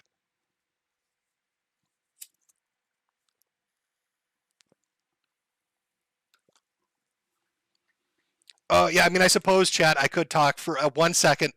I don't really care where Ethan Ralph is. Like, I know. There's this great big gun hunt. Where in the world is Ethan Ralph? It's like some weird variant of Carmen Sandiego. He's gone into hiding, and he's daring people to find him. I understand the allure of it. Like, he will not divide us. People are really into this. Like, where is Ethan Ralph? I don't really give a shit. But there's a chance he's living in Mexico, that he's fled to Mexico. I don't know if it's true or not, but it's fucking funny. And I'm just going to roll with it. I think Ethan Ralph is in Mexico. People have speculated he's fled to Mexico and is living there, and they based it on 3 things. One, he's a coward who's running away from financial responsibilities. That's the big thing. And then also Josh literally made a shitpost saying, if I was Ethan Ralph, if I had freedom, what did Josh say? He baited Ralph into moving to Mexico by saying, God, I wish I could go to Mexico. Just like Andy said, God, I wish I could go to Portugal. So, I mean, there's a really high possibility Ralph has done this. But they're basing it off the fact that Ralph kept having internet connectivity issues every time there was an earthquake in Mexico. I swear to God, people matched it up. It happened like 2 or 3 times. There'd be an earthquake, and then Ralph's stream would die. And then once internet service was restored in a certain part of Mexico, Ralph would be back on immediately. And so like, holy shit, he's living in Mexico. And then I guess there's a picture him or his girl put up where there's like an adobe building with like a tin roof. It looks like some third world fucking hut in the middle of rural nowhere. So we're not talking like a big Mexican city or the suburbs. We're talking like out in the fucking boonies or some shit.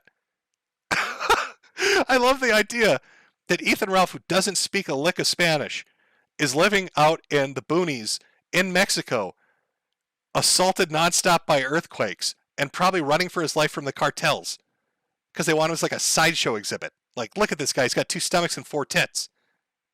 we can scare the narco officers with him. They'll think we've genetically modified a super soldier. But yes, that's the Ethan Ralph and Mexico arc. I don't know if he's there. Again, I really don't give a shit. But it is fucking humorous to me to think that he fled to Mexico to get away from child support or some shit. Or that he thought it was like a tax haven, or maybe they don't have extradition. I don't know what your justification for moving to Mexico would be, like what the allure would be, if it's like economic or related to the law or something.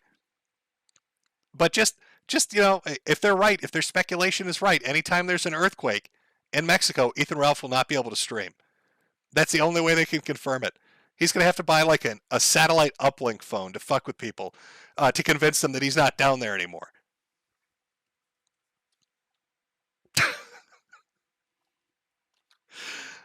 Fled the country. Holy shit. Jumped across the border to Mexico.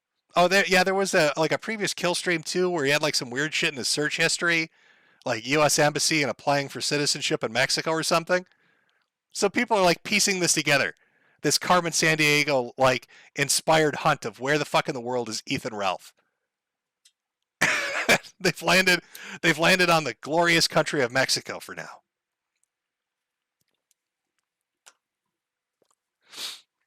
I mean, can he get back in the country? If he's in Mexico, can he get back in the country for that sleepover, that midlife crisis sleepover with Ali Jamal? I don't know. It's gonna require some work, isn't it, Ralph? I doubt he did. Ralph Ventura. Do you think he's changed his name? Holy shit, do you think that's why Dame Pesos is back? Maybe Dami Pesos is like a high-level cartel member, and the moment Ethan Ralph went into like Mexico or South, Middle America or South America, he activated. The cartels, they tapped him on the shoulder, and they're like, "Hey, we're tasking you with the rage pick. You need to reactivate Dame. Just keep your cover of doing those TYT videos. Nobody knows you work for the Sinaloa cartel. It's our fucking secret, Dame." Ja Ja Ja is like it's like his Manchurian candidate phrase for when they activate his assassin skills. Dame Pesos is deep cover like Michael Alberto is. He's got those kill commands deeply ingrained in his brain. Ralph is unaware of this, as Dame is searching the Mexican countryside looking for Ralph. I love it. This story needs to be, yep, that's what I'm going with. Ethan Ralph is dodging earthquakes in Dame Pesos. Child support as he hides under a tin roof in the Mexican sun. That's what we're sticking with, chat. That's what we're doing. Oh my god. Okay, let's pull this up here. Hold on. Sorry. 1 second, chat.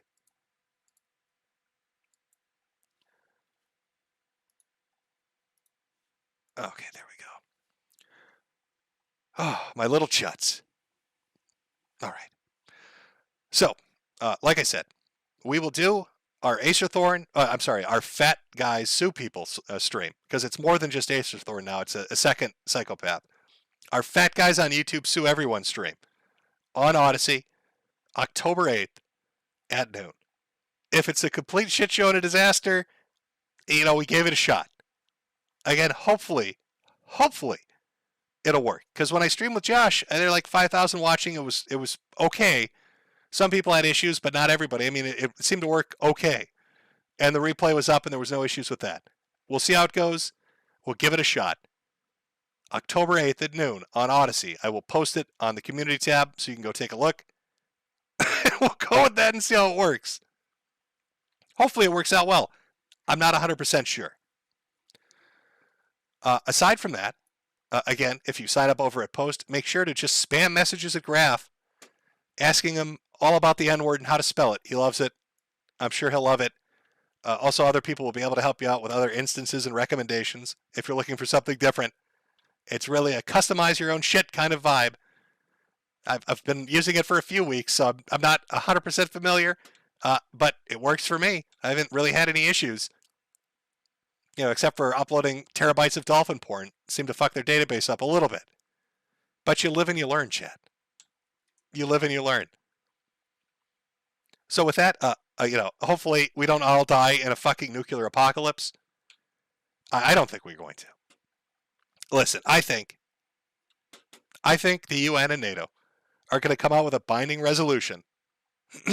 A binding resolution saying that Keffels needs to shut the fuck up. And that's going to satisfy Putin enough that he's going to be like, okay, I won't use nukes. Look for that to happen in the next week. That's my political insight for you. Hopefully the bright future ahead doesn't burn our eyeballs. And we'll be back here for Chud Bud stream for Year of the Chud in October. At the very least, hopefully we can make it one more week so we can laugh at Acerthorn before the nukes start falling. I don't know. But that's what we're going to aim for. I hope you've had a great month. I hope the month upcoming is great for you. We'll take a small break. I'll grab another drink, and I'll read over super chats like I usually do. For everybody that came out, thank you for coming out. For everybody that's going to take off, have a good one. Anybody else, stick around. Give me a few seconds here. Let me let me grab a drink because my voice is dying out on me, and we'll jump into super chats. So, it's a short break. There we go. I'll just put on one of the opener videos, and I'll be back in a few minutes. Hey, chat. All right, we're back. We're back into Settled. Let me put a little thing up so anybody that's walking in is like, why is he just reading super chats? What the fuck?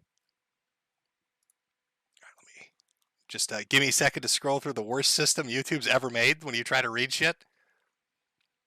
God, you'd think after all these years they would just streamline this, but no, they don't. You've got to go like through fucking 42 hoops. 42 hoops to read shit. Okay. Just make sure everything's good here. All right. Now it's the nice, comfy super chat time. Chat, as we go through this. From Vladik07. After an accident, my dog, 15 years, couldn't walk, so I had to put him to sleep. He had 4 days to recover. I don't know if my decision was the right one. Have you been in this situation with the dog? Rip Loki. Yes, I have. I used to have 2 Boston Terriers. They got really old in age. One of them ended up having like a seizure disorder, where if he got overheated, he would have seizures, like violent ones.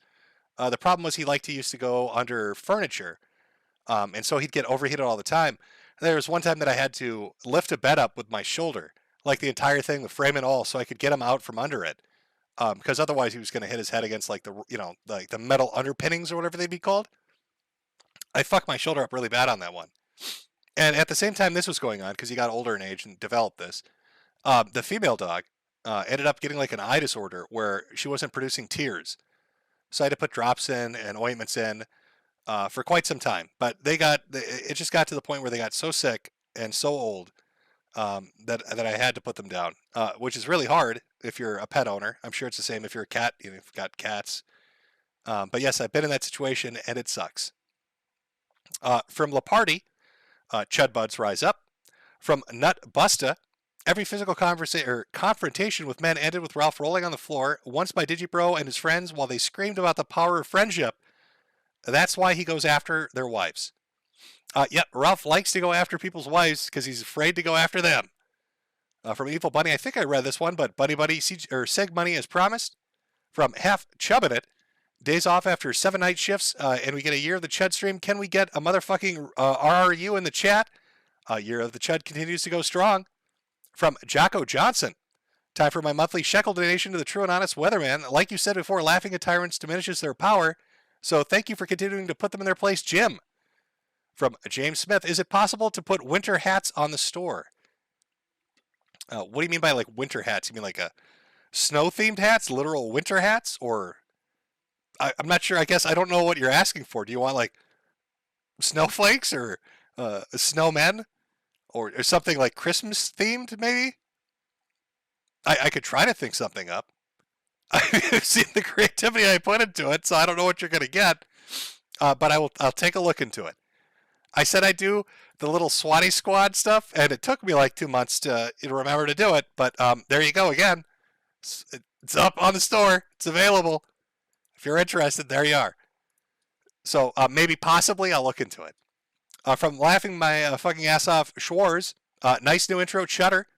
From Carnizzle, some funding for more of your cancer sticks. Always need more of those. From Aunt Haggis, even better cover for this month. From Arclight, cheers, Jim.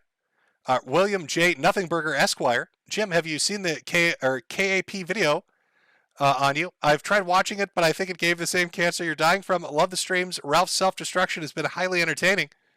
Yeah, actually, I watched it when it premiered. I was in the chat while it was premiering. I thought it was pretty good. My favorite part out of it was the Acorn Story one, with the animated Acorn Story. Pretty fucking kino. From Terry Hesticles. Hi, Lucas. From Captain Captain Sticks there. I'm not sure how you got that word through YouTube, but congratulations. No stupid self-referential comments, just sending love from the Eye of the Storm, the brown one. From James Smith, Ralph loves you more than he does Christ since he watches your streams religiously. From Simos4044, hi Jim, have a pack on me. From Maggie Ellis, Jesus Christ on a popsicle stick, I need TP for my bunghole, but I love you endlessly, Metokur, my brother in cancerdom. There's a message from Solomono Lieto, but there's nothing there, so I'm not sure what happened. From Logit90, is this a hat? Everything's a hat, and all hats are for sale. If you're going to give me an opportunity, I'm just going to shill the shit out of that. Oh my God. Kurt Eichenwald, look away. You'll have tentacle seizures again. Everything's a hat. Big Krusty, has Carl from Who Are These Podcasts reached out yet? I need this collab. I've had different people reach out to do shows. I'm not 100% certain if I remember he did or not. I've had other people. I'll just be honest with you. I'm very fucked health-wise. It's not good. It's not great. It is what it is. I don't have a lot of energy to do a lot of streams unless I'm super motivated. Like the Acer Thorn thing I really want to do. And like the Josh thing I wanted to do because what happened to him was bullshit. But I haven't really been jumping at the opportunity to go on podcasts. Though I have talked to a few people and will try to work out, showing up and stuff. But just health wise, not great. So what can you do? Hopefully, I get to live long enough to see the nukes fall. That'll be satisfying. From Centaur Fetish, I just want to give a shout out to my fellow Okito bros. There's a meetup behind Ramen Shop right now. I will buy a hat for each of the persons that show up. Okito-san Dai Shori. From To Be Fair, hope you guys got your food buckets ready. Also, would you ever go on the biggest problem of the universe? Is that Maddox show? I don't think I did a video shitting on Maddox. I don't think he's ever going to have me on his show. From Polyfrog, now with World War III looming over us, what are your doomsday plans? I'm going to pop out my favorite Fallout playlist and stand outside smoking my last cigarette. Oh, I don't know. If we're talking like total nuclear obliteration, if it's like the Big Show, I don't know what I do. Every time there's like a conflict that escalates, what I love to do, because I mean it escalates and then it always de-escalates. But anytime it gets a little hairy out there and they're talking about a nuclear Armageddon, what I like to do is go watch those old shitty made-for-TV movies that tried to scare the shit out of you. I think one was like The Day After Tomorrow was the American version. But the best one out there is Threads. If you want to watch like a nuclear apocalypse movie that's free on YouTube right now, that's just pure depression and darkness about a world war with nuclear weapons, it has to be Threads. Because there's nothing positive about it. It's just the most bleak film you'll ever watch. But every time something like this happens, I end up watching all that shit all over again. Or some of those, some people have made like some pretty good YouTube videos about, television broadcasts right at World War III. There was one that was made like 4 years ago by a guy that faked a BBC broadcast that's an hour long. And weirdly enough, talks a lot about Russia and has Russia say a lot of the things it's saying right now and involves a lot of escalation in Ukraine. I don't know if he had like a crystal ball or some shit, but it's pretty fucking remarkable. I'll be honest with you. So I probably do that. Part of my doomsday plans would be just watching doomsday shit. Really fits the motif. And then I'd play some video games. Maybe I just, relax with the wife and watch. What would we watch? I don't know. We'd watch something. Probably a comedy. Well, if we wanted to watch a comedy, we'd look out the window as the bombs fell. Probably same old, same old. From AG, bless you, Cancer Man. Loser in a suit. The future is bright. Nuclear fusion bright. From Eat1337. They want to drop nukes because then we'd all glow in the dark and they couldn't tell the difference between the feds and civilians. From Action Man Professor Hater, World War III, aka Chud War 1. From Cosmic Dogarin, we're going to bulldoze Ukraine and replace it with a 90% parking lots. I'm telling you, that's how we get out of this recession. From Bradford Mitchell, Jim, come on, don't you remember the Cold War days? This is nothing. Mix up some Tang and open up some Pop-Tarts and be all Gen X and just don't give a shit. That is true. But that was a Gen X mentality, wasn't it? I mean, that's a latchkey kid syndrome.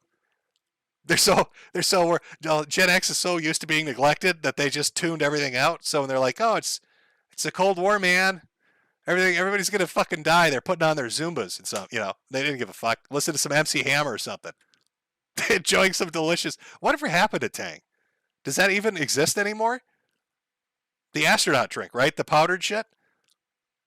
I don't I don't know what happened to Tang. Or is that like a beverage product? I'm thinking of something. I'm almost certain Tang was the astronaut drink, but I can't remember.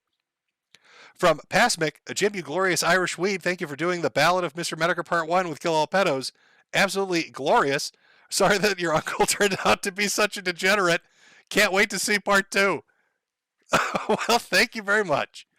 From Angry Man, Rust Tragedy is only 1/5 of internet drama. From Caro, Sep Metokur, I saw my anime collection and ran away. Speaking of which, what do you think of the Trigun reboot? I haven't really been paying attention to the Trigun reboot, so I don't know what to think, I guess. There's another reboot they were doing too. Oh my god, it's the one with the, I'm completely fucking blanking on it now. He had like the X cut on his face, and he had the backward sword where he wouldn't use the blade on people. Somebody in chat has to help me out with this shit. Somebody has to know what I'm talking about.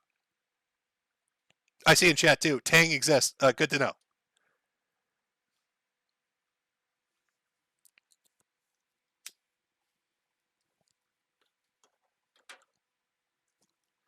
Ronan Kenshin. There we go. Thank you, chat.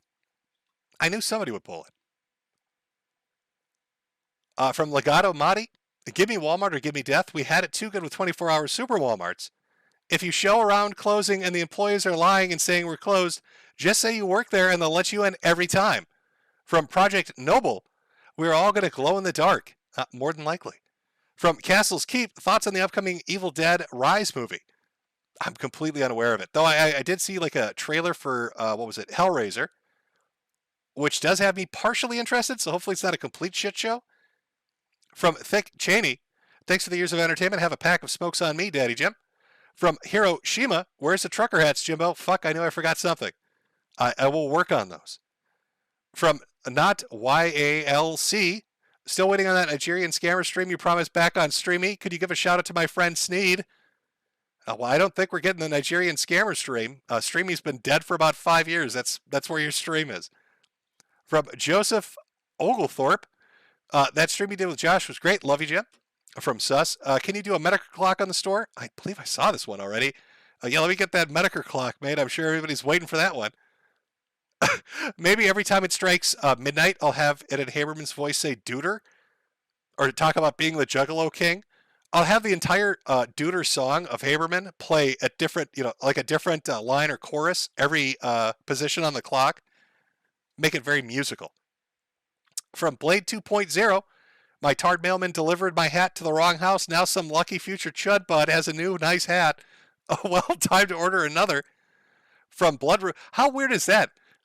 So, he said, they're going to be like, what the fuck is this? What the fuck is a chud bud? Who's sending me chud bud hats? What the fuck does that even mean? Well, I'll take it anyway.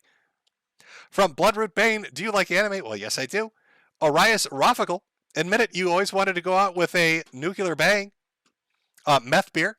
Toxic salt will flow as Ekdolf Pigler reacts to June the King's Keemstar doc on Saturday. DSP will lash out in impotent piggy rage after rejecting $50K in Keem's blood money to beg from wheelchairs. I still don't know why DSP said no.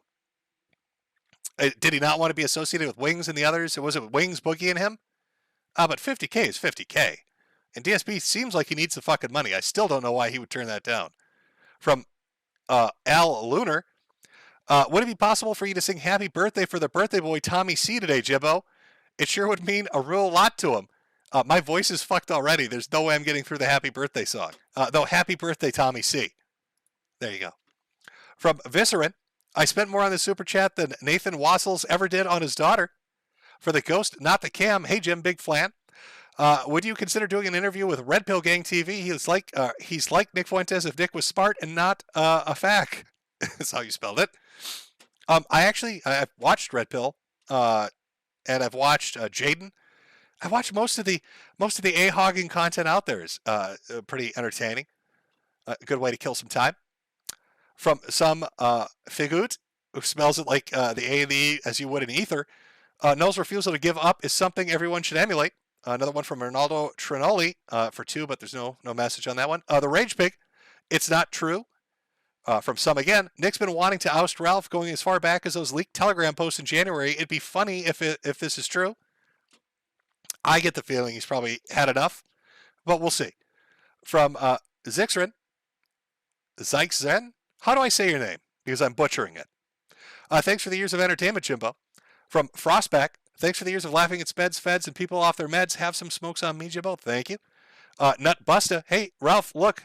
Over 7K views, yet seem to be struggling still. What's considered falling off when you super chat money to your viewers instead? Oh, that's right. I believe Ralph said Jim won't hit 10K, which he was right on. I didn't today. But then he also said Jim won't hit 8K, which I'm pretty sure I hit 8,500.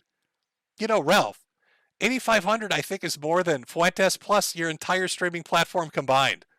Still here. It's really weird, Ralph. Didn't Nick say he was going to end my career? We're in fucking September, and I'm still making money and pulling in viewers. There are 5,600, what do you got? 5,500 people listening to me read super chats, Ralph. What's going on? Why don't you ask Boring Bibble for his hot take on it? Ask him to put down the 20-sided die that the game he pretends to play, and ask him for a hot take on that. In between posting people's passports on Cow. From Dirty Dan, Michael Alberto got better treatment than those that crossed Don Sargoon. Oh, the days of Don Sargoon. I wonder what Sargon's up to. I know he did the Lotus podcast. I think that's the name of his podcast. I haven't like checked in on him. I wonder how well that's doing. Is he like transitioned completely into the podcast sphere? I think that's where the majority of money is now. Once Joe Rogan did it and then Tim Pool followed, I know Sargon kind of jumped into that. It's probably fucking safer than YouTube. Princess Cookie Pizza Cutter, thank you for all the laughs. Eat1331, or Eat Leet, let's just say that. Ralph performs Poo Poo no Jutsu. From Some Again, Ralph is literally the reincarnation of a hog. Dmitry Kovalovyev, and I butchered it again. I hope when nukes fly, I'm at least at home so I can die with my cat, Mocha. From Mark Cuban, buy a hat, Simps, the man's dying, he needs a Bugatti. God, we all need a Bugatti. Who doesn't want a fancy car that explodes because you can't drive it right and crash it into something? Giantess Admirer, your Irish thoughts on Queen passing or pushing daisies? I have no thoughts on it, really. I know I like to give the Brits a bunch of shit, but I think that's a sore spot for them. So as much as I like to make fun of them for licenses and being bongs and not being able to, like own a spork, and have, at that time they tried to make them get pornography licenses. I know people forgot about that. I know all of that, but I'll let them have their moment of silence and grief, and not shit on them too much. Jordan Ogle. Hello, Jim and my fellow Chud Buds. Just got back from the first day of the state fair and some hog hunting. Sui. Nigdarian the Black Pill. Hey, Jim, missing the stream right now. We'll watch the replay. Hurricanes are not real. That's true. It's all part of a conspiracy by the Weather Channel to confuse you, to sell you umbrellas you don't need. Don't believe in the big umbrella industry. Hurricanes are not real. From Udon, thanks for the stream, Jim. Enjoy these soon-to-be worthless euros. I will convert them into soon-to-be worthless dollars and be joining you in that ditch soon enough, my European friend. From Dimitri again, honestly, I want to know about the Turkey Man before the nukes kill us all. Hope it's a stream. Mario Carter 13, 90% of Ralph's audience waiting for an on-air heart attack. Project No Bull, Truffle Hunter Ethan Ralph. From Drooby, hey, Jim. The nukes may get you before the cancer. I mean, that is true. They may come in and take me out very quick. From Matt Aquino, hey, Jim. I decided to go back to school and I'm majoring in biotechnology. Hopefully I can turn you into a space marine after I graduate and invent Gene Seed. At any rate, have a few drinks on me. Well, thank you very much. I've always wanted to be a fucking space marine.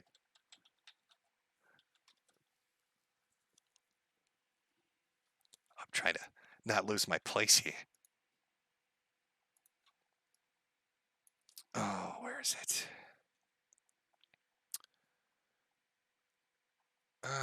YouTube super chat function is such a fucking pain in the ass. Okay, there we go. Not applicable. It's lefties LARPing as gay homeschool neocons. From Joe Dirt, Beardson is America First, Gothic King Cobra JFS. Look up Boglum Chronicles for good clips of King Cobes. That's what up, tubes. That's, I guess I'll check it out. If anybody in chat wants to check it out, it's Boglum Chronicles, spelled Boglim. From Some Again, Ralph and corrupts everything he's involved with. Very true. From Cole, remember the dancing Israelis. What are dancing Masons here to document? Also, did you see my post to find, or to you, that I think I found monograph? I might have, I might not have. I didn't know he disappeared. I thought he's still on YouTube. Him and, is it Agent, I wanted to say Agent 46. It's Agent 7, isn't it? Oh, I can't remember it. The guy that LARPed is like a CIA deep cover guy. Anthony Lampley. Jim, I'm coming out of the closet. I'm queer. Well, congratulations, Anthony. Now steer clear of boys like Nick Fuentes and you'll have a happy life. Because all they're going to do is take creep shots of you when you're asleep. And it's just going to fuck your head up. From Fusilation, both Ethans ate their own dodo. And Vexilum, Check out the new Nick versus the TSA thread on Kiwi. Someone pulled the case file and found Nick lied. He was blacklisted for threatening stewardesses. Yeah, I did hear about that. That it wasn't the government that put him down, but it was some shit he was saying about stewardesses. From Slaglust, Bibble, Bibble, have you thought to get that tampon out of your axe wound? It's long past bedtime. But keep it away from Ralph. He'll want to taste it. From Bromedy Blank, Faith Vickers is not my lover. She's just a girl who claims that I'm the one, but Xander is not my son. Dalton Moonwalks to hee. From Glenn Lentz, longtime listener and fan. Hope you're doing well, Jim. This monthly roundup has been some of the best parts of my year. Have a drink on me, man. Well, thank you. From Helpon, it's a year of the Chud Miracle. Dame Pesos is back just in time to set up a taco truck in the Battle of Jim's driveway. From Robert Mitchum, stage kids are the worst. From Murdoch, thanks for the good vibes last month. Chud Bud's got a new cat now. I'm hoping it's going well. The Dashing Rogue, waiting to see Dalton do a French mistake. Rarest Pupper, here's money to cut it out with the cancer stuff. Stop having cancer. From Texas T2, take my shekels, Weatherman, and unlike the Gunt and Nick, you make more money in a month than they do in 3. From White Butter, Ralph will love toilet wine. It's a combination of his favorite two things, day drinking and crap. It's very, very true. Rarest Pupper, again, what is your favorite Nicolas Cage movie? How the fuck do you pick a favorite Nicolas Cage movie? That's there. It's, I suppose it's like this. Like there's a clear delineation, right? There's a cutoff date for when there are normal Nick Cage movies and everything goes completely bonkers. And I like bonkers Nick Cage. And I don't know how to pick a favorite out of those. It was one line from one of the movies. Keep shooting, his soul's dancing, or shoot him again, his soul's still dancing. Like there's some shit in Nick Cage movies that's just it's so good. Or the one where the parents got that virus that made them kill their kids, where he's the father in that one. That's a good one too. There's a lot of crazy good shit out there with him in it. E1000 Mega 123. If Putin starts World War III and nukes Europe, will Keffel survive selling Trunshine, or will there be a Raider waifu? I don't know. I don't know the effects of radioactive Trunshine. It sounds like a chemical weapon. They'll probably get arrested and tried at the Hague. Or the Hague. I'm sorry. Well, how are you saying? Mr. Morris, Fuentes taking pictures of people next to liquor bottles almost reminds me of Jeffrey Dahmer. From Not Applicable. Chappelle said this is when you get a carrot in your A. Procon Lotor. Jim, please tell Lola that her pregnancy milkers are legit. Well, Lola, you heard him. Lotor thinks your milkers are legit. From Robert again, Nick Fuentes has to return some videotapes. From J-Trap Swag 96. Hey, Jim. My white friend was conned into going to an all-black wedding this weekend. He needs tips for getting out alive. We're both scared. You want me to give him tips, do you? Okay. Here's Jim's great tips for getting out of that black wedding alive. First, you need to go up to the largest group of the biggest black men at that wedding and incessantly talk about how black people are inferior because they love it. They're going to love you for that. They're going to say, thank you for coming to this sacred wedding occasion and bringing your racialist shit right into our happy day. Make sure you do it just straight up to them. And then just start saying really offensive shit like ooga booga and just like shifting your neck back and forth. Don't do anything. Just do that for like 5 minutes straight. And then run. Then run would be my last fucking suggestion for you. I like to go to weddings and say racist shit to people. And then see if I can make it out alive. It's like the new Truth or Dare. It's like the new Jackass. It's Jackass for Zoomers. It's Jackass for Zoomers. That's how we do it. From Masturbate and Ethan Ralph, the Piggish Poo Poo Pillager, the Hoggish Hot Fudge Hoarder, the Swinish Scat Saverer, the Ominous Oopsie Oinker. From Parzival 3000, been watching Specs. Shout out to my boy Donnie. Not applicable. How do you rub two slots together? Both gross. From Pedro Ferrari, missed you, Uncle Jim. From Ted Comet, Keffels is the new ContraPoints. From Xenomancer, stay new, stay clear, stay nuclear, stay nuclear. For posterity, Ralph's not even middle-aged, but he looks over 60. From Shitlord, play Black Midget. Black Midget would have been a different game. Play Black Magic 55 and stop being a wuss, bro. It's on YouTube, so it's kosher. From JB Behemoth, the voice of the apocalypse. When I burn, I want Metokur's laugh to welcome me to hell. Recovery Anonymous. Stadia failing shows that these mega corporations are mortal. They're willing to lose money to push people into owning nothing, but not forever.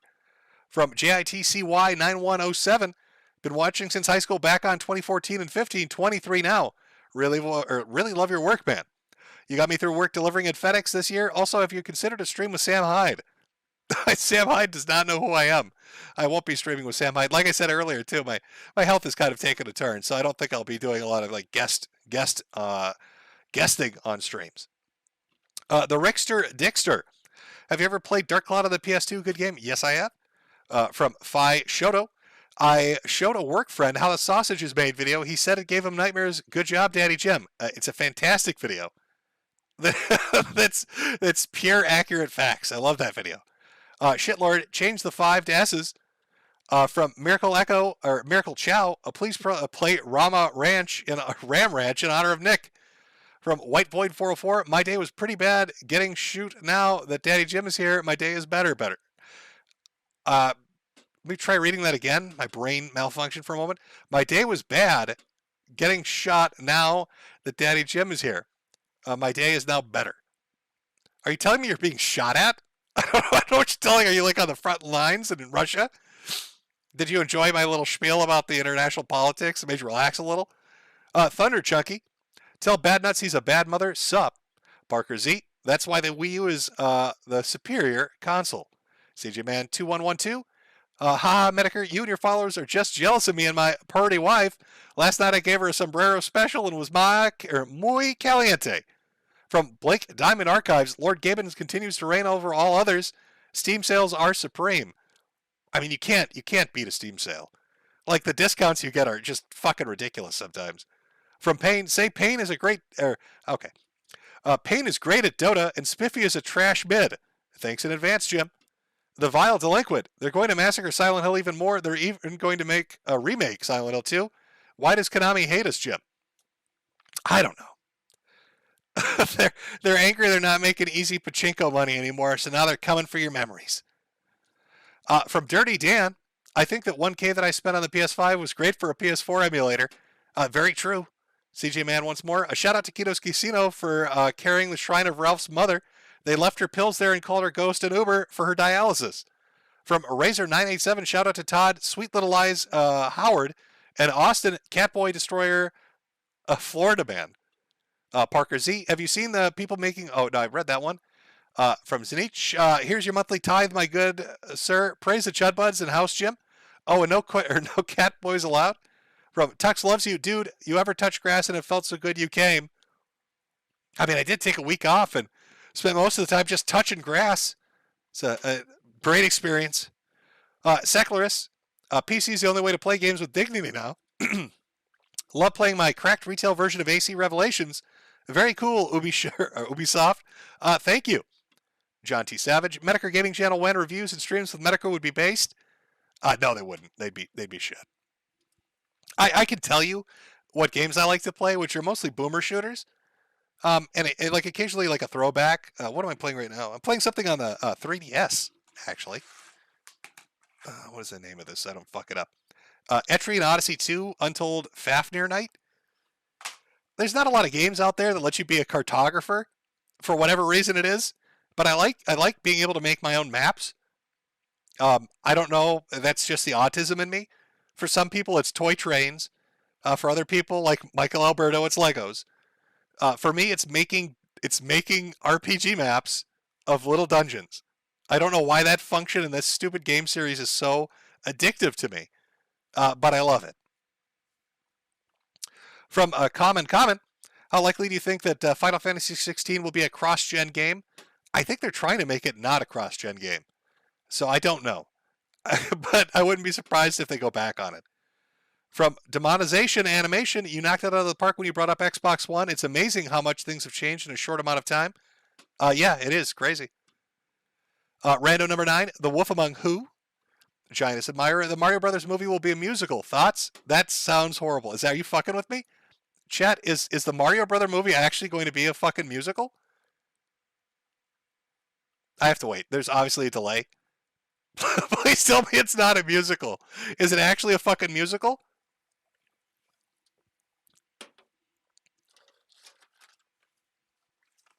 Did I say cross-gender? Will it be a cross-gender game? I don't know.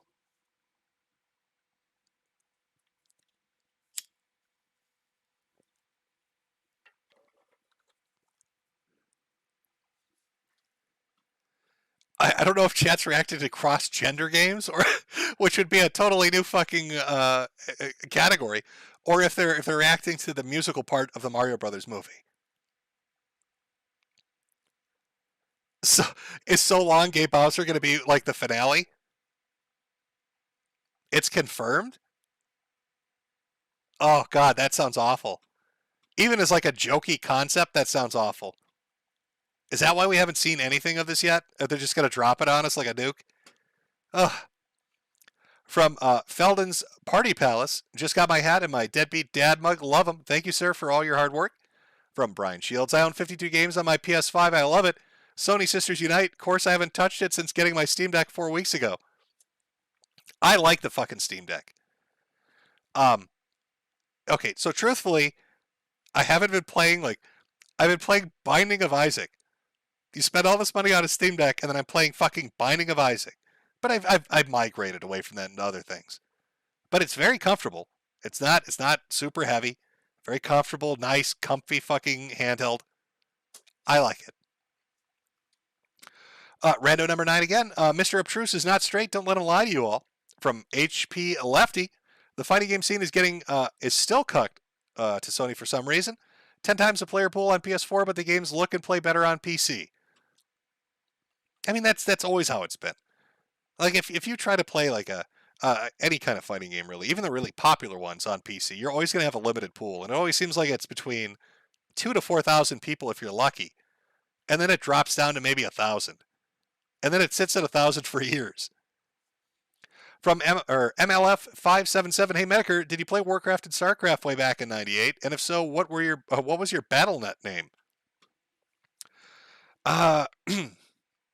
Well, let's see. No, I don't think I was on BattleNet. I did play StarCraft and I did play Warcraft, but not on. It's like single player experience. I don't even remember. You're asking me, shut? I don't remember. I used to watch a lot of StarCraft matches, a lot of the Korean shit back in the day. Fuck, I might go watch that tonight. I haven't thought of that in forever. Instead of like all the apocalyptic movies, Threads, The Day After, and all that shit. Maybe I'll just go watch old Korean StarCraft matches. Because those were fairly entertaining. From Herp Luza, play Snoot game and get yourself a cute pterodactyl dino girlfriend while NATO and Russia start chucking nukes at each other, Daddy Jimbo. Horsey Productions, if Hankening sucks, then play older games on Wii and OG Xbox. From Luis, Ralph, listen to the Rama Rama No Sniffing. From Bling Blong Dinga 2, they announced a Wolf Among Us sequel. Oh, well, there you go. From Lama Dirk, Mussolini's granddaughter was actually a J-pop idol in the 80s. Look it up. All hope is lost. Russia has Tu-160 bombers fueled, armed, and on standby. It's rumored some are carrying nukes, and there are a lot of videos of Ruskies breaking their legs. From the Rickster Dickster, Buck broke Putin. From Logic 90, did I just read that we should blame Trans Ferdinand? You win a prize. Trans Ferdinand. Yes, there you go. It's going to be written in the history books. From Glib Facsimile, Russians' enemies are cringe. Oh, I read this one. From Ace19E8, Crystal Pepsi was great. Buy the slop goy. Yeah, I just remember having a really bad experience with Crystal Pepsi. Again, potentially because it was warm, but it tasted fucking awful. From K-Vibes, can we hear Ralph's second shart? Love you, Daddy Jim. I don't have a clip of Ralph's second shart on play, but it's up on post. Michael Alberto has cataloged it on his Xaniberries account. If you want to hear the second very loud shart. From Dat Boy, Fallout 41%. From Epic Yoshi, Jimbo, stop dying so you can stream more. Jump right on that. From Bryden, it turns out Keffels was playing the long game and destroying Josh. Either way, happy apocalypse to my favorite hat salesman. From Waxican, breaking news that what reporters initially thought was a Hurricane Ian turned out to be Ian Brandon Anderson on a spurg out after he escaped prison and ran to Florida. From Robert Mitchemix, Keffels, Vladimir Putin Kiwi Farms account. From Hone More 2525, nukes are fake. Mario Carter 13, tyranny without the Y. Heart emoticon, making a phone menu would love your voice, 0 through 9 pound star. This call is being recorded. To leave a message, press 1. When you're done recording, press pound or hang up. To reach the sensophone, press 2. You want me to say 0 through 9 for you? Probably because you're going to use it to do something horrible, but okay. 0, 1, 2, 3, 4, 5, 6, 7, 8, 9. There you go. I'm sure that's going to get sent in as a threat to some fucking government agency. I look forward to dealing with that. DSP Historical Society. Would you become a better worldwide joke for 15K like Andy Feltsky did? Oh, would you become a worldwide joke? I don't know. What is that saying? $20 is $20. From Robot Rebel. This clown world has to be a shitpost simulation for a different timeline. You know, I was thinking about that. Let's have some deep thoughts that you'd have after you smoke too much marijuana. And think about this for a moment. So there's the concept of quantum suicide, right? This idea that, quantum immortality, that basically every like a variation of yourself or a different version split off in a different universe in the multiverse takes your place and dies, and you continue on, right? Quantum immortality. So maybe when you're talking about like a shitpost simulation, maybe we're involved in like quantum warfare. Really think about it for 1 second. What if there's a reality out there that has avoided all this clown world shit by tossing it at us like somebody would with quantum immortality and quantum suicide? We're literally involved in quantum warfare and we don't even know it by some dickhead version that spells Berenstein properly. And this has been going on for years, all the way back with the Mandela shit. And we just haven't noticed it till now, till things got really fucking crazy. You need to light a bowl up to really get the depth of that one. Yes, chat, quantum sneed. That's what you can call it. It's a quantum sneed approach. That's their weapon. It's their super weapon. Quantum shitposting is the ultimate doomsday weapon. We just didn't know it existed. And now we're all paying the fucking price for it. Throw all their shit on us, and there's nothing we can do about it. The Bobinator. I can't believe Joshua Moon personally turned the key in the nuclear submarine and glassed half the eastern seaboard. From Super Salty 94 TTV, Sui. Robert Mitchum X. Your Odyssey name should be Tinfoil Hat Salesman. That is a good one. I'll have to look at it. Bling Blong Dinga 2. Again, the gobbling reminds me of the speedrunner who made his mom gobble and sent pictures to a girl below his age. Oh, the one that gobbled Chibinekodemics, right? I was going to say Cloud8745, but that was a dude that like bitch slapped his mother on stream when he's playing. I can't remember what he's playing. I think that's the dude that hit his mom or screamed at her or got slapped by his mom. Fuck, there's some great streams of speedrunners doing embarrassing shit out there.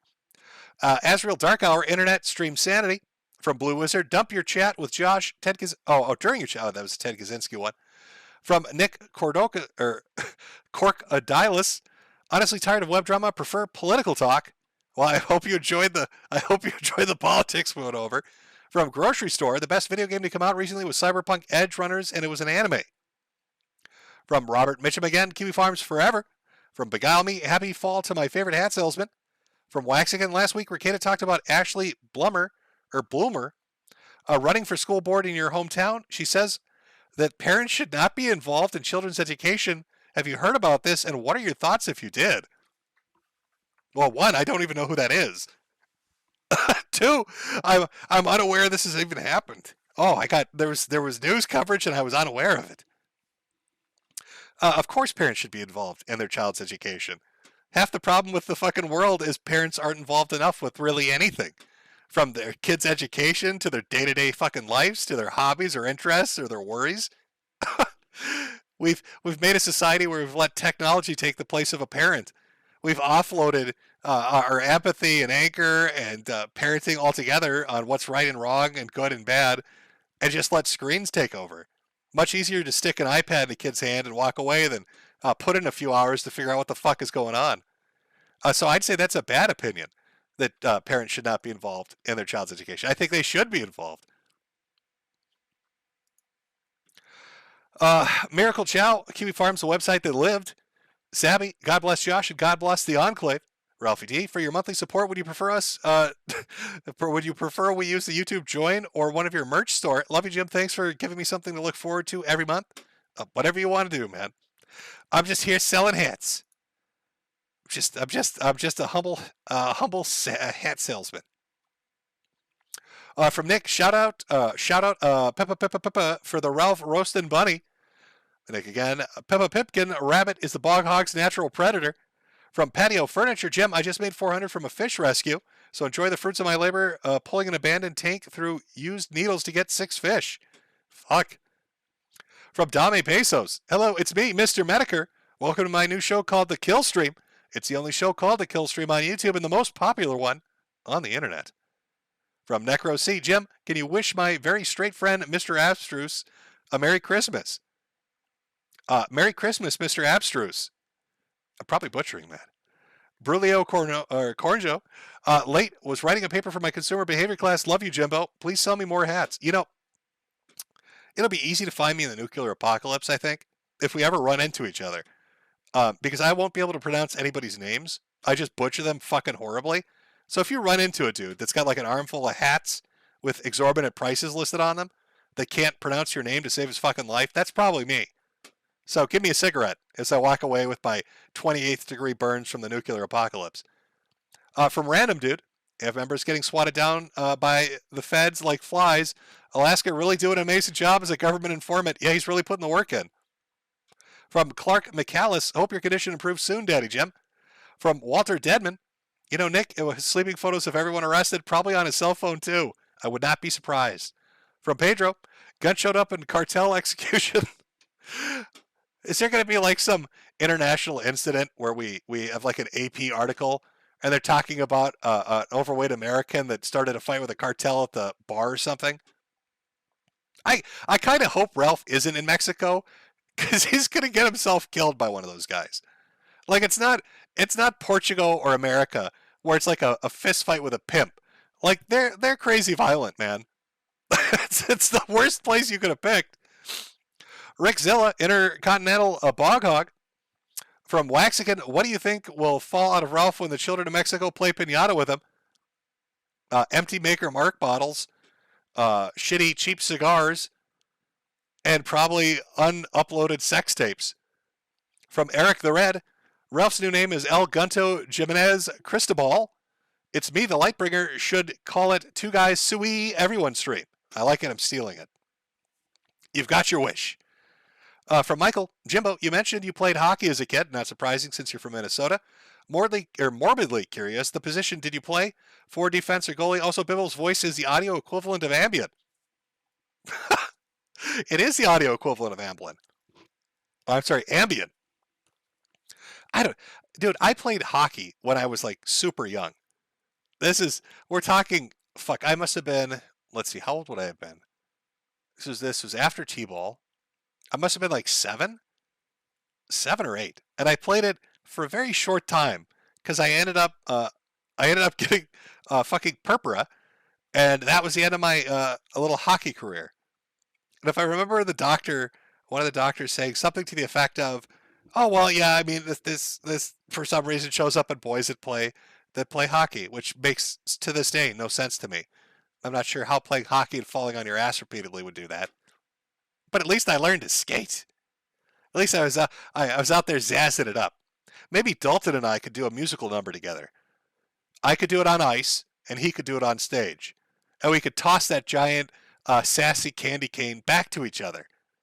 It's like a performance. And then I'd get my honorary Freemasonry 48-degree angle badge that I so desperately want.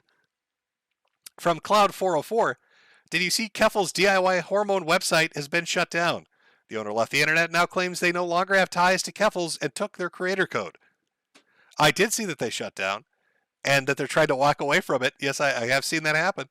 From Walter Deadman, Ralph is sharing Ralph is sharing a shack in the desert with that other weirdo that dislikes you. I don't think he's out there. You're talking about Lambright. No, I don't think. I don't think Wayne has standards. He's not. He's not sharing that shack with Ralph. Wayne would be like, get away from me. From the interest, I know my Year of the Chud posters aren't as high quality as your watermarked Year of the Chud background, but would you use a poster if I make one for the Odyssey stream? I do like your art, and I see it all the time. I always feel weird about using people's art because I don't want to I don't know. I feel like I'm stealing it. It's so I tend not to. I just I have my wife draw shit for me. But yes, if you make something for the Odyssey stream, sure. But just make sure to include your artist handle on it. So if people like it, they can look you up. If you put your own promotion on it and it's clear so people can find it, I'll put it up on the Odyssey stream when I do it. From Maha Valio, Amberlin Ride and Foodie Beauty stream when. Also, please say F you to Rob, my brother. Well, Rob, your brother said fuck you. Apparently. There you go. Ethan Ralph's dead mother throwing $20 in. Ralph stole my medicated knee pads to build oven for the puppies. I guess that's better than stealing my medication and making me walk to dialysis. P to pray for the pups. The oven was on. From Fox Azure, take my meager shekels. I may not survive winter. None of us may. Oh, there's the one from JS got stuck at the Tampa VA hospital. That one I did ask. I don't know if Evil Bunny got a chance to answer, though. At least I didn't see it. So I don't know if it's the same guy from Harmful Opinions stream. Harmful Opinions. There are people occasionally that do some really funny shit. Harmful Opinions, I think, did one of the funniest fucking things I've ever seen a streamer do. The ballsiest thing I've ever seen a streamer do. Like, you know how people go out with text to speech and they'll try to be cute and they'll fuck with the audio so it sounds like it's loud, but it's not really loud. Harmful Opinions did a stream. I can't remember where it was, but it had security there. So some kind of facility, some art installation, a mall. I can't remember what it was. But two security guards walk up to him and say, "Hey, you can't film here." And in a deadpan voice, he looks at both of them and says, "Oh, I'm a convicted sex offender, a violent pedophile, and the government has told me I need to have a camera on me at all times so they know that I'm not out here fucking children." The fucking security guards he told this to, like they'd never heard that before. And so they let him go. They're like, oh, okay, yeah, you have to have a camera on all the time because you're a violent convicted pedophile. That makes total sense. I have not laughed that hard in my fucking life. That was the funniest shit I've ever seen somebody do. God, I wish I had that clip. If somebody has that clip, if that clip still exists out there, if you can find it, it's the best shit I've ever seen. He fucking stunned them into silence. They went from high-end security guards that were going to take your camera away, and they had no fucking response to that. They had literally no response to it. He absolutely shut him the fuck down. It was the fucking greatest thing. Oh. Somebody in chat, I remember this. I think he was in a mall. It was somewhere. I was not expecting that fucking response. But it was the greatest shit ever. Oh, God. Yeah, I got to look that up. Hopefully there's a copy of that somewhere. Double Spaghetti. It's also National Sorry Day in Leafland. Chug Buds Rise Up. Bradford Mitchell. Can I send a song request for a Mexican radio by Wall of Voodoo? From Walter Deadman. Give out your potatoes for strategic reserves for Halloween. Well, I will be. All these potatoes are really going to last me, aren't they? From Interest. Ralph, how many hours do you spend staring at my Year of the Chud poster? I couldn't help but notice you've talked about Empire Strikes Back ever since it was released. Oh, I think he's a little obsessed. He's probably watching you from behind the block like he is everybody else. From Ethan Ralph's dead mother, Piglet, leave Ella Malding alone. From Nor Surrealist, Gunt, stay mad, God bless Jim. And Vexelium, how can Ethan Ralph claim he's a patriot or part of a group called America First if he literally ran away from America and is in hiding? I don't fucking know. That's a good question. From Ramens, first time donating. Thanks for all the entertainment throughout the years. Well, thank you. In Vexelium again, Ethan Ralph ran away from being an American. From Ryan Cunningham, opinion on elections in Sweden and Italy. Oh, dude, I've been watching people be idiots on the internet. You should have noticed already from my hot takes on what's going on in Ukraine that I'm not the person to talk to about international politics in any form whatsoever. In Vexelium, countdown till Bibble turns out to become relevant while blaming Jim for forcing him into it. Oh, I can see it happening. It's cinemas. It's perfectly legal to go through someone's trash, Jim. Get well soon. Would love to talk about Lucas and the gun sometime. From Veggie Bad. The whole Kiwi Farms ordeal seems to be a white pill in disguise, as Josh has proven it's not impossible to make your own internet. Also, keep making Ralph seethe. Maybe we can see a live leak video of Ralph becoming an hero. In Vexelium, can we get the entire chat saying Ethan Ralph raped Alice? I bet we can. From Bling Blong Dinga 2, I got deleted for posting songs from an old band nobody's heard of. Take this to your favorite gas station and pick up some Marlboro menthols. I don't think they sell menthols anymore. I'm fairly certain they've made them illegal. Caleb Lambright, Ethan Ralph, take a hint. Jim just isn't that into you. From Ravager123, I heard a rumor about Diogenes from BYBS Robloxing himself this year. Been trying to find an archive, but it seems to have gone from YouTube. I don't know if he did or not. I don't think he has. He might have. From Ocean Redux, does anyone have the McUrge to do a McFlip off a McSkyscraper right now? I think I know someone who might. Also, Jim, you looking forward to the Eminence and Shadow anime coming this season? I heard it's a banger. Now, is that the one where the dude gets iseki'd into a new world and decides to LARP just for the fun of it? Like he starts making up shit for laughs and it turns out to be like everybody takes him serious? Because that's great, if that's the one I'm thinking of. If it's the one where he's just pulling shit out his ass for giggles and he's got all these people convinced that this shit is real. Ocean Redux again. You, Ricada, and Josh should do one to get together before the internet turns into more of a trash fire than it already is. It would be crush like cozy, like a fresh pair of nuts in a CBT dungeon. Half-eating hooker. DS was a vor from heaven, designed to kill all the bracks and the gays. Triggers McNickers. If you had told me a decade ago the internet would be destroyed by kosher tunes, I would have simply laughed at your face. Giant Admirer. Hello, Jim. What are all your hopes for Pikmin 4? And what are your hopes for Tears of the Kingdom? I don't think... Tears of the Kingdom I don't know about. Pikmin 4, I don't know. I want a nice, comfy, relaxing game. Pikmin games have always been generally enjoyable. So if it's not like a radical departure and they don't fuck up the basic stuff, I should be happy. Just give me a good Pikmin game.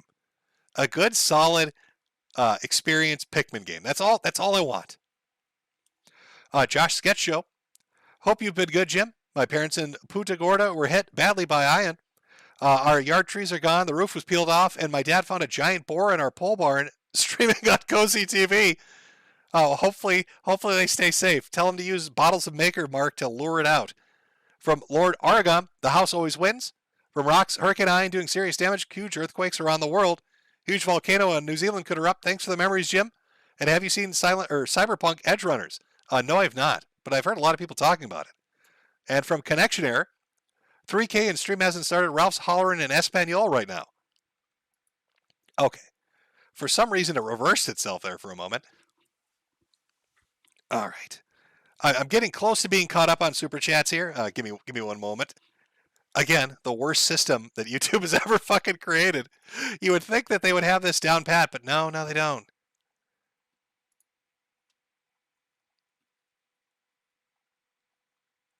Okay, let's see. I don't even know where it left off. God. Okay, no, I did read that.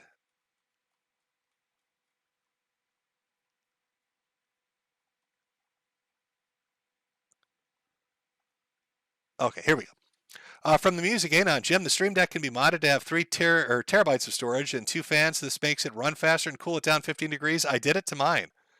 There's a lot of stuff you can do it, software and hardware. I'm just happy with how it is right now and have been enjoying it. I'm sure I will try to fuck with it later and do terrible things that end up making me regret doing it, and then I have to pay more money to try to unfuck it. That's the story of my attempts at tinkering with technology.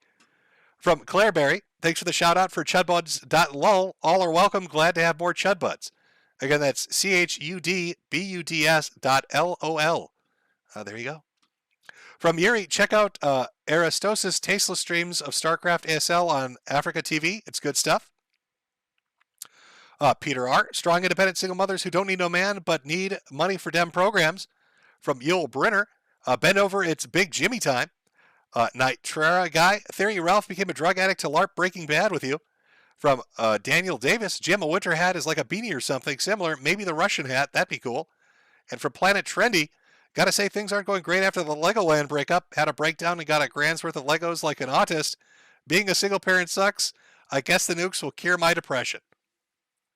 I vaguely remember this story from a super chat last month. What Legos did you pick up, Planet Trendy? What I don't know, what do they sell them as? They make houses, cars, Star Wars. What did you, $1,000 worth of it? Well, I hope, this is something, you know who you need to talk to? Michael Alberto, our deep undercover guy. Now, he's deep into that shit. He probably could give you some good suggestions. Now, I think I got to everybody. I probably haven't. Let me see. Well, there's one Mega Doom 95, Ethan Ralph versus Bathtub Ross screaming match. Who wins? I'm going to say Ross is going to win that. I'm going to say Ross is going to win that based on the fact that Ross could just scream and scream and scream. It's like, it's the autism that compels him. It's rage for Ralph, but like, you can't break through that autism. So it'd be hard to defeat Ross on that. Oh, Planet Trendy, I see you in chat. I got the castle. There's a $1,000 Lego castle? Jesus. Can you fit in it? Is this like a human-sized structure? How big would that be? I'm imagining like a 6-foot-tall fucking Lego castle. Take like 5 weeks to make. I don't need to do a poll chat. I'm telling you, I'm certain Ross would win. That's a gut feeling I'm going off. Oh, the castle's 400. Okay, I got you. I'm not joking though. Michael Alberto, our deep cover guy, big Lego guy, probably has good suggestions on cool shit. That would be my suggestion. All right. I believe I got to everybody. If I missed you, I'm sorry. Blame YouTube and their fucking shitty system of listing chats and their dumbass monetization tab. I've tried my best, and my voice is shit. I will see you all on, well, if you make it, on Saturday the 8th on Odyssey for the Sui stream by two fat guys from YouTube. Hopefully that goes well. Otherwise, the end of the month for the normal Chudbud stuff, if we're all alive. Hopefully there's no nuclear apocalypse. I don't know. Got to keep that positive energy flowing. Got to keep it, I don't know what would be a good word for it. I was going to utter out some shit from the 80s and 90s, but then you'd all hate it, wouldn't you? I don't know. Well, let's see. What would be a good ending song?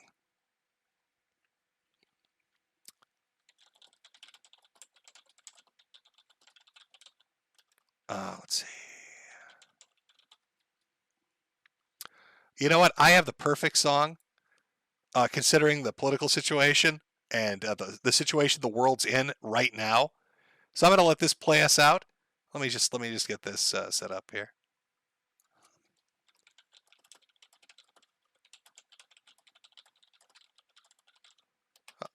There we go. All right. I hope you guys have a good one. I will see you for the next stream, again, over on Odyssey on October 8th, or at the end of the month here on YouTube. Remember, duck and cover. And if you hear the bomb go off, you're probably fucked. But if you feel the heat wave, don't look at it. It's going to blind you. At least if you're within 2 miles. Don't look at it. You'll be tempted to. Don't do it. You're going to go blind. Have a good one, Chad.